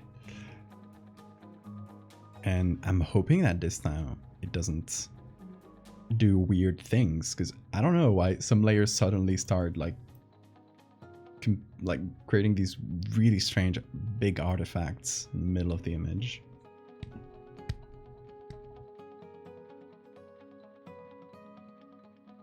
Okay.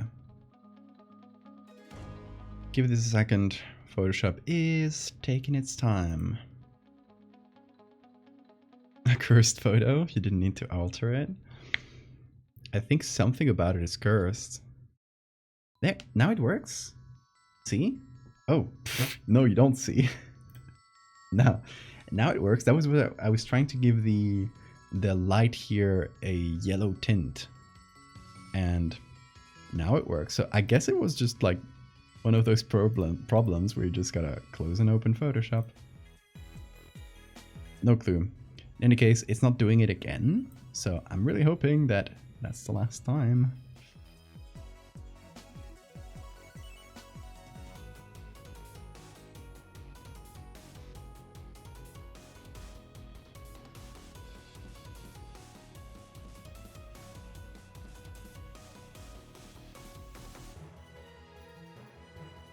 It's not really giving a lot of yellow to my highlights, but it's a start.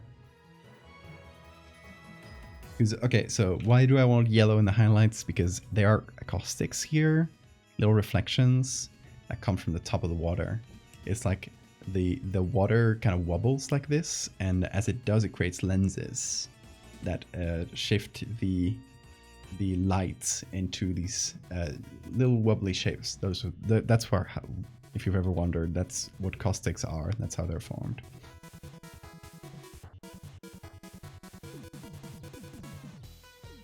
So my idea is to justify these like yellowish caustics by just giving the top of the water this yellowish tone as well. A little orange like this. The thing that's cursed about it is file size. 1.89 gigs is not that bad. I go up to 5 on the reg.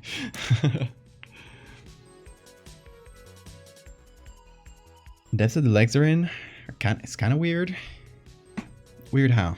Are they too... do they feel like they're too deep or too shallow? I kind of just want this to be a person floating in the water. Okay, Don. Have a great night. Happy time zone. Don't know why I pronounce time zone like calzone, but I like it.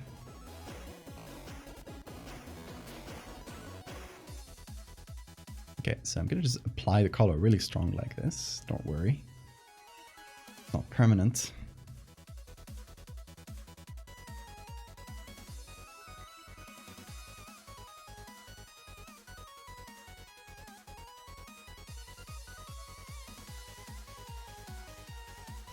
A little bit of that.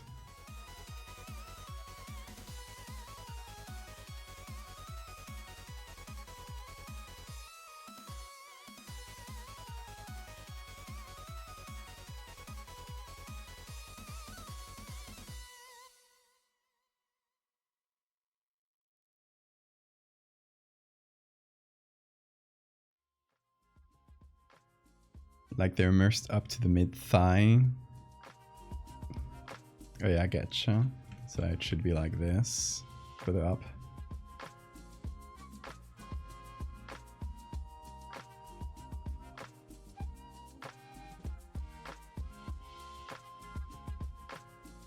Make a 20-page comic with that size, maybe.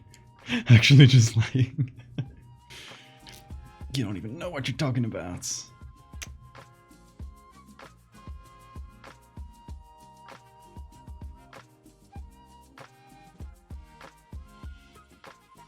Oh, I think the cat locked himself somewhere.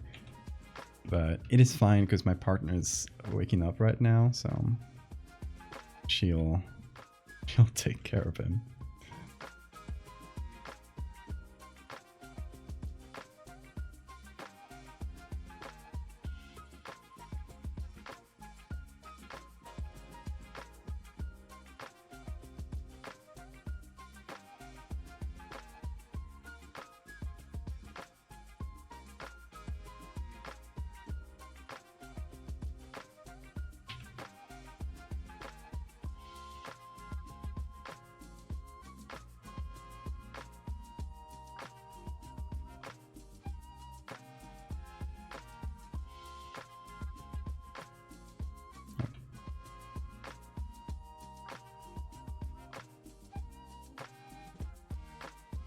Wonder what's this line?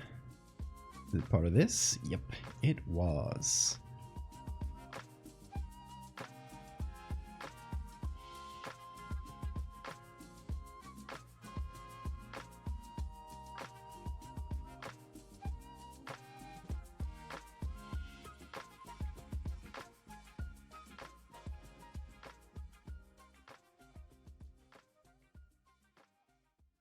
Cats aren't the smartest creatures. No, Morty's kind of like smart in his own way, but then really silly sometimes. Like he figured out how door mechanisms work. He figured out how to push them, but he thinks he can pull doors too, and that pulling works the same as pushing. So if he wants to open a door, he'll push on it, or whatever, like whether he's inside or outside. So he will inevitably lock himself into the room, and then he'll just like try to climb up to the door handle, because he knows the door handle is what we use to open them. So he knows that the secret is in the door handle, but obviously by trying to reach and grab the door handle, he just locks himself tighter. And it's always funny to see. Maybe that is his plan. Who knows? Who knows? Maybe he enjoys being locked in. Okay, another thing I want to do here at the very top is to create... First of all, bring back the googly eyes. I missed you. This is just a note layer that I did.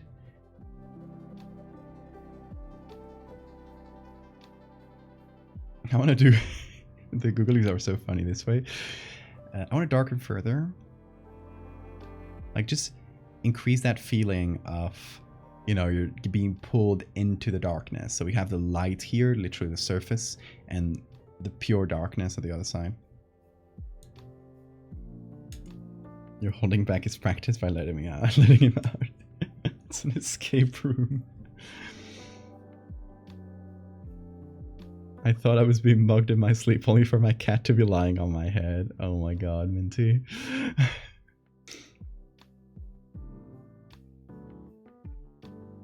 Molly does that push-pull door bit for me. I think you should leave, and breaks your door.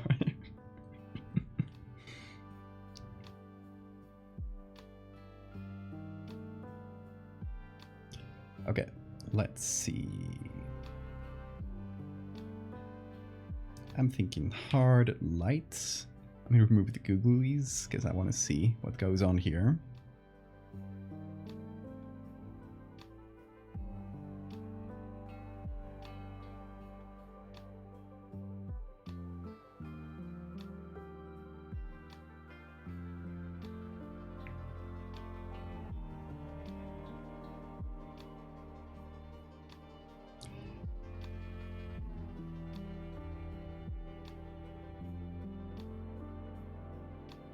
I like this because you can't see where the hand comes from. It kind of obscures a few things, leaves a little bit of mystery.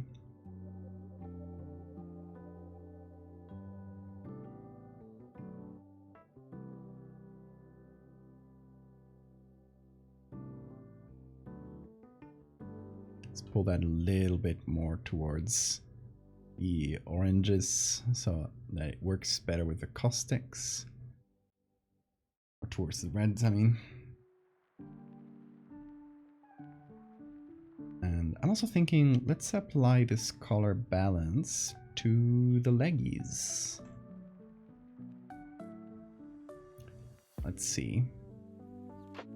This kind of gives it some orange at the highlights.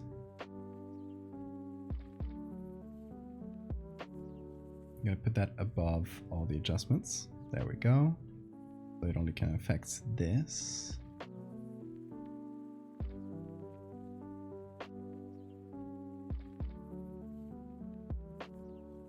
We're running again into the problem where it's kind of hard to distinguish this foot from the background, and we're getting like a bad silhouette basically.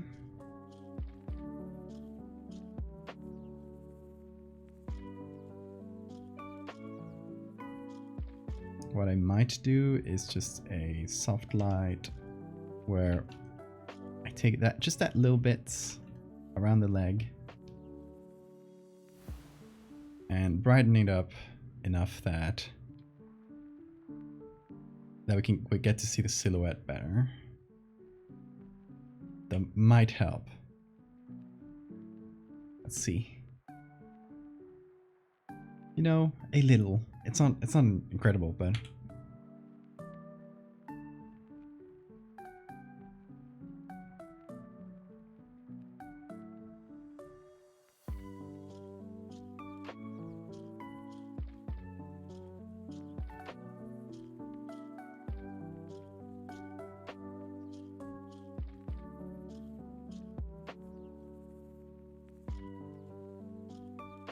okay, what do we all think about this?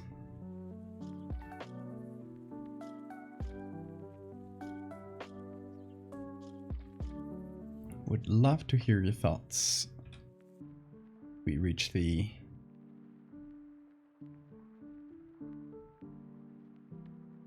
everything is more or less done stage.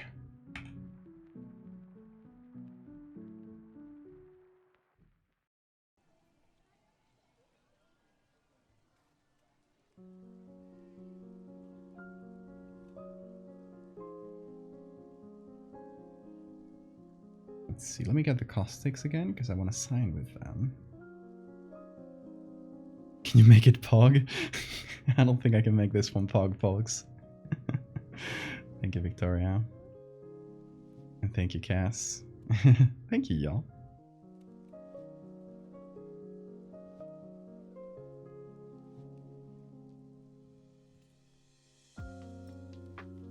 Where the hell are the caustics? Oh, here.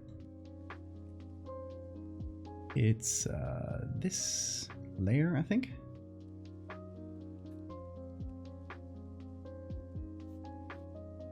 Okay, so we're putting this on screen. And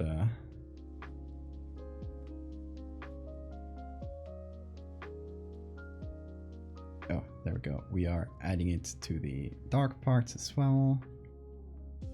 Reducing this, there we go.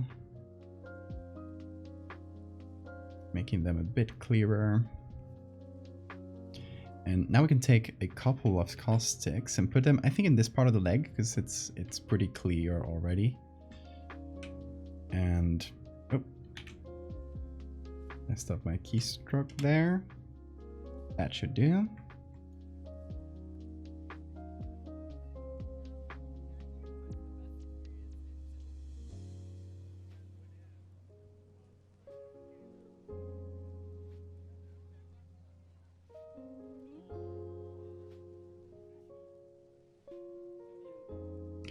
And we got the two sides of the signature. I can take another straight line like this one. That's pretty good.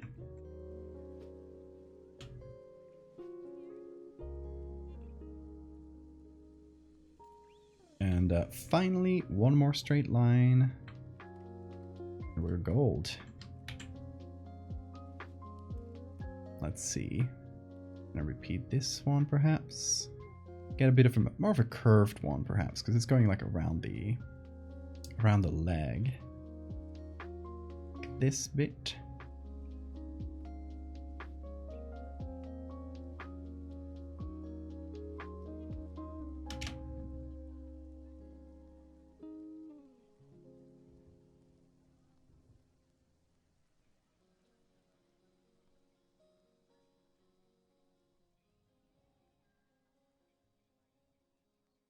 And bam, it's signed. Now I'm gonna group all these up. Might make them a bit more orange, perhaps. So this is all gonna go on screen, or even linear dodge. It seems similar. Group.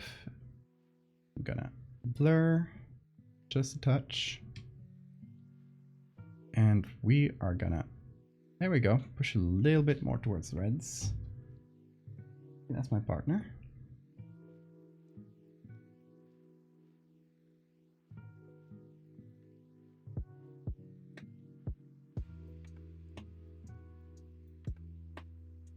You know what I'll do as well? I'll make another gradient. And where's my gradient tool? I'll just change it up like opposites. Make that white. And put that in. Okay, if I do hard light, it has to be really, really subtle.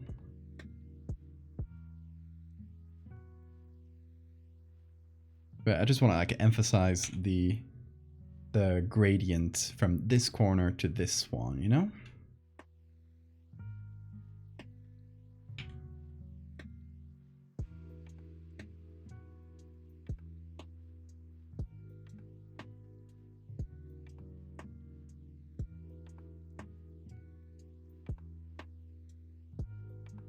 Okay, so maybe one in overlay and the other one in hard light or normal, which should be pretty similar in this case. And in terms of composition, I'm feeling like I can cut a little bit here just so it feels more balanced between the light and dark parts. Let's see.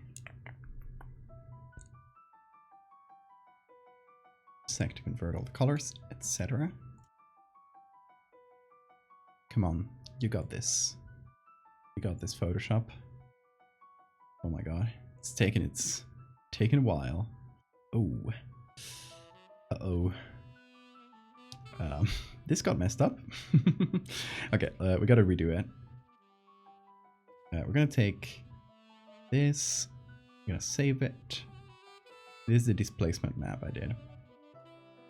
It just kind of recalculated it, and since the crop was different, I guess it just messed up there.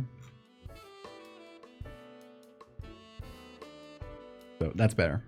That's good.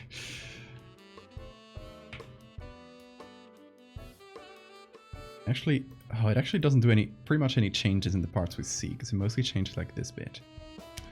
So while we are at it, let me just pull this up a little, so maybe it'll affect the hand. And try the displace again. Let's see if it does anything better.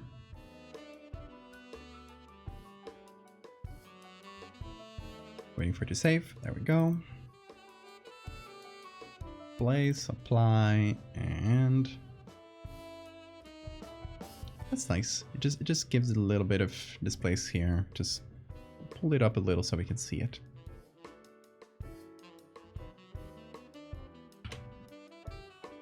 And now we group it all up. We add, I think, a hefty amount of blur because our original image lost a lot of detail, so we gotta re-up that. Like compensate for that.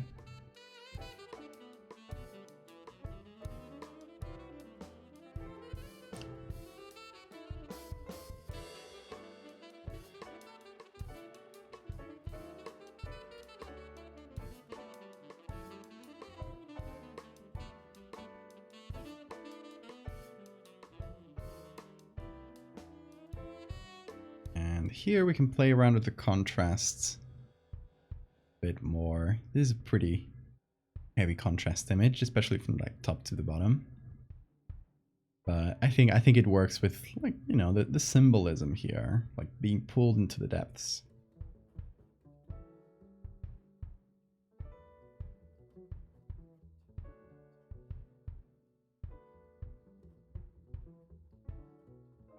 And it needs a bit of spattering of color too.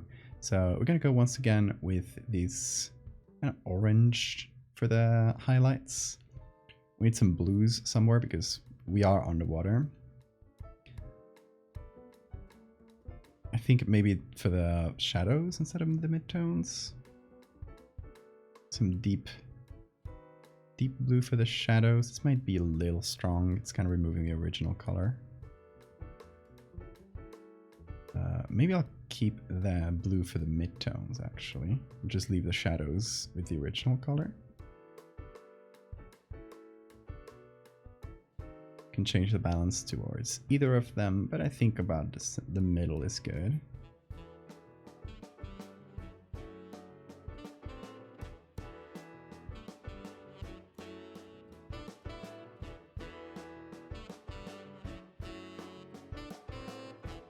We can play with the highlights, add a little bit to them.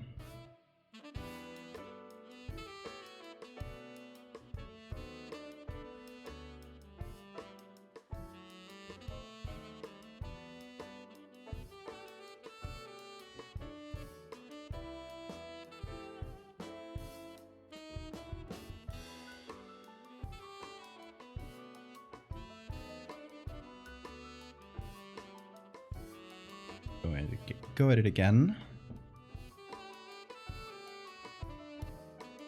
I'll play around with the colors a little more. I think by going to the color mixer, and I'm gonna try and find all the oranges and yellows. And that's kind of where we can play with the colors of the caustics.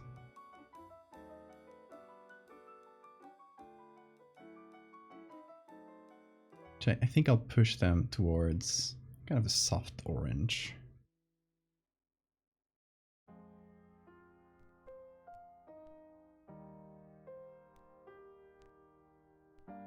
What about the reds? The reds mostly affect the skin. About the yellows? Yellows doesn't affect too much. Okay.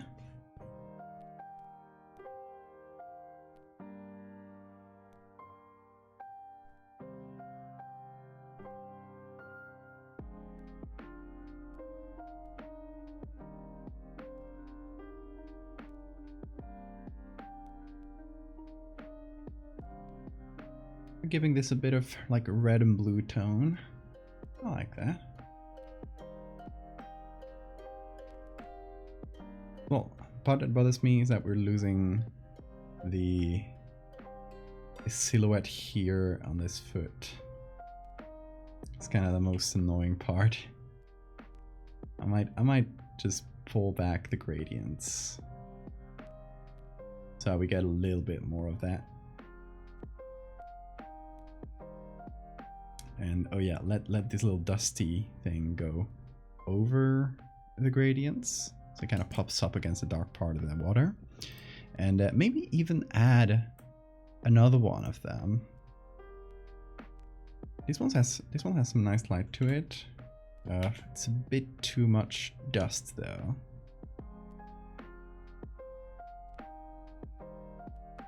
Maybe a little too dusty, but let's see. Actually, kind of like how it adds reflections to this part.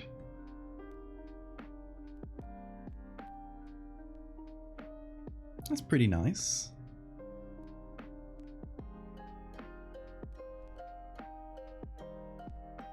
I'm gonna remove the light from the legs, top of the legs here. There we go.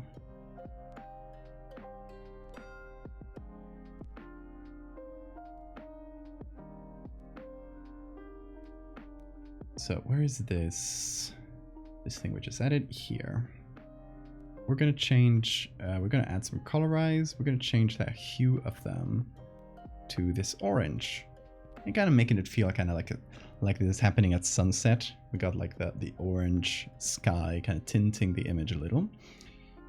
And yeah, this kind of affects this part of the top. But maybe we add something similar to the bottom. Like this one here. Which one is this? 191. This one? And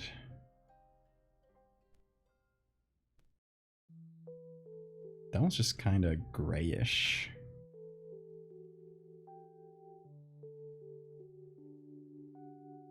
I'm gonna add it here so it's mostly on the bottom.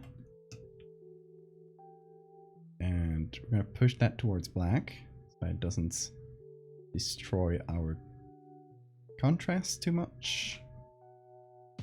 And then I think I'm just gonna apply it manually.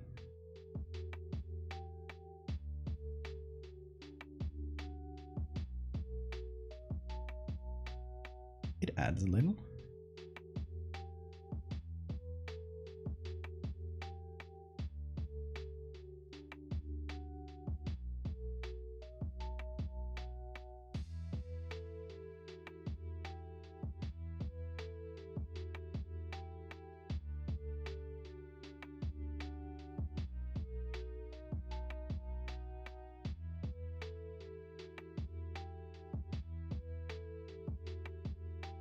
Alright, I think we're getting there here. Pretty close.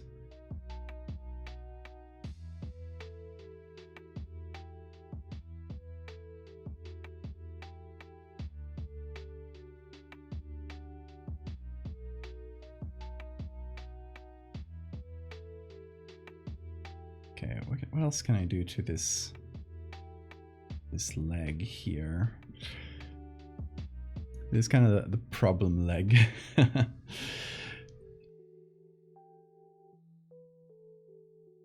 Just kind of not very readable.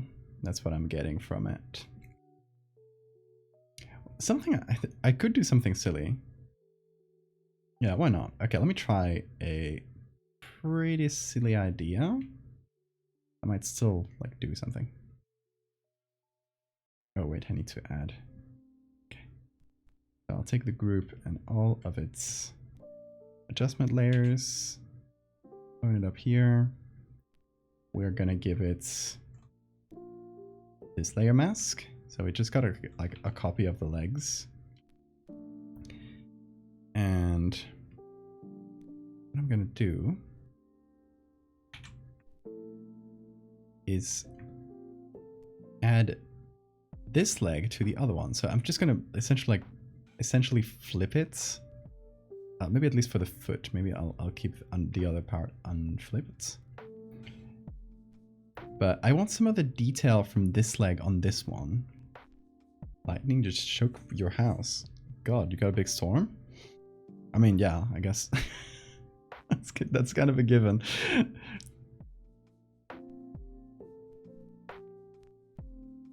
Make sure you don't bust your computer by keeping it on during a storm. It's a big one. Can damage your circuits.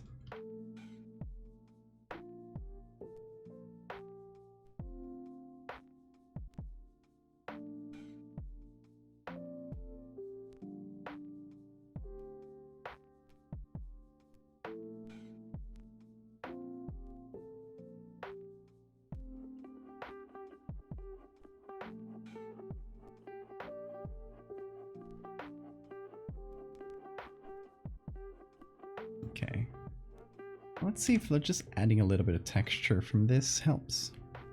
We'll see.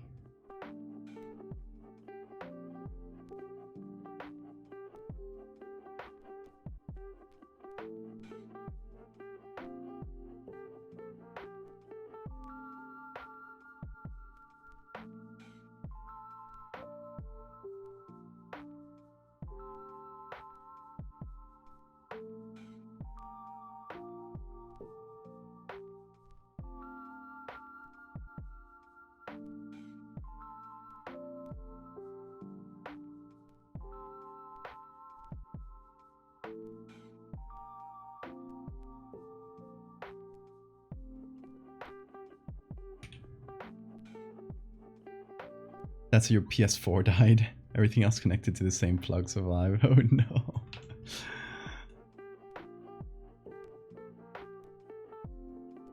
Rip to your PS4.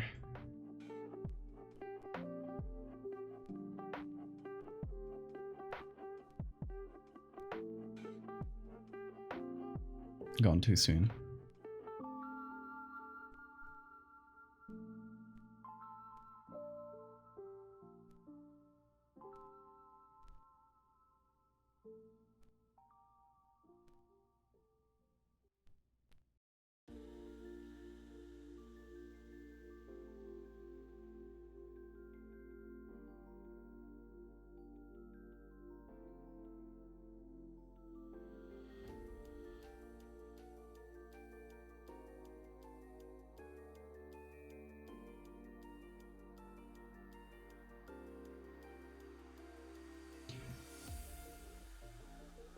Okay, we've managed to soften a lot of textures on the foot.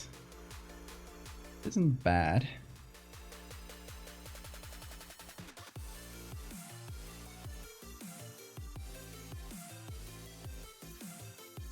So both are like way closer to each other now in terms of like lighting and contrast.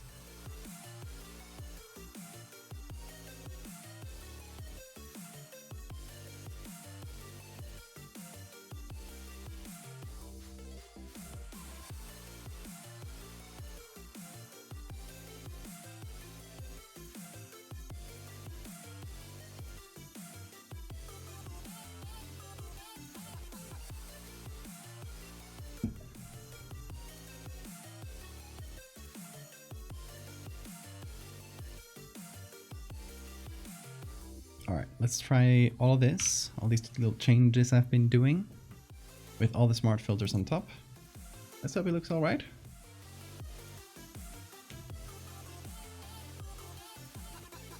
Okay, that's definitely better. More readability on this leg.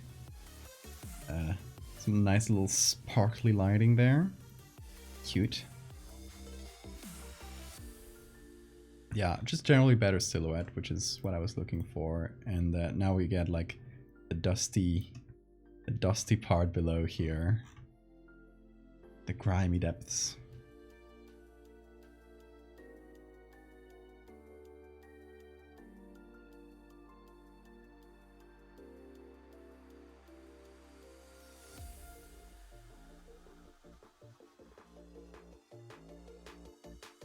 I get the feeling like I'll still take a few days to post this one, because I got like some backlog of stuff we've been doing these days that I want to post. So I feel like I'll be messing around with it a little more. But as of now, my eyes are tired, so it's kind of hard to see any more things to fix. So that is, I think, where we're going to keep it for tonight. been one more day, and we are just 2 streams away. Like, okay, so this next stream, and then the next one is Halloween. So that's gonna be nice. I'm excited for that. If you didn't hear me talk about this before, on Halloween itself, the stream we'll be doing is a sacrifice stream. So what will happen is a volunteer here from chat will be sacrificed, and in exchange for some goodies and the ability to dictate what will happen in that stream, they get banned for an extended period of time from the channel. So it's a poison gift. They will get some cool stuff, and they will get to choose the fear for that night. So if you're chosen, you'll be able to tell me your biggest fear, and I'll be making an edit based on that. But in exchange for that, you gotta pay with your soul, and you will not be able to see that edit. You will not be able to see it get made, at least. So that'll be a fun one. Tomorrow is Halloween for you.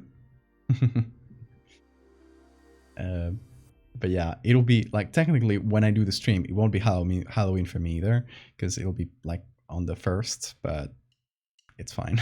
I'm fine with that. It doesn't have to be on the day, it's fine. It's just our Halloween party. But yeah, y'all, that's been a fun one.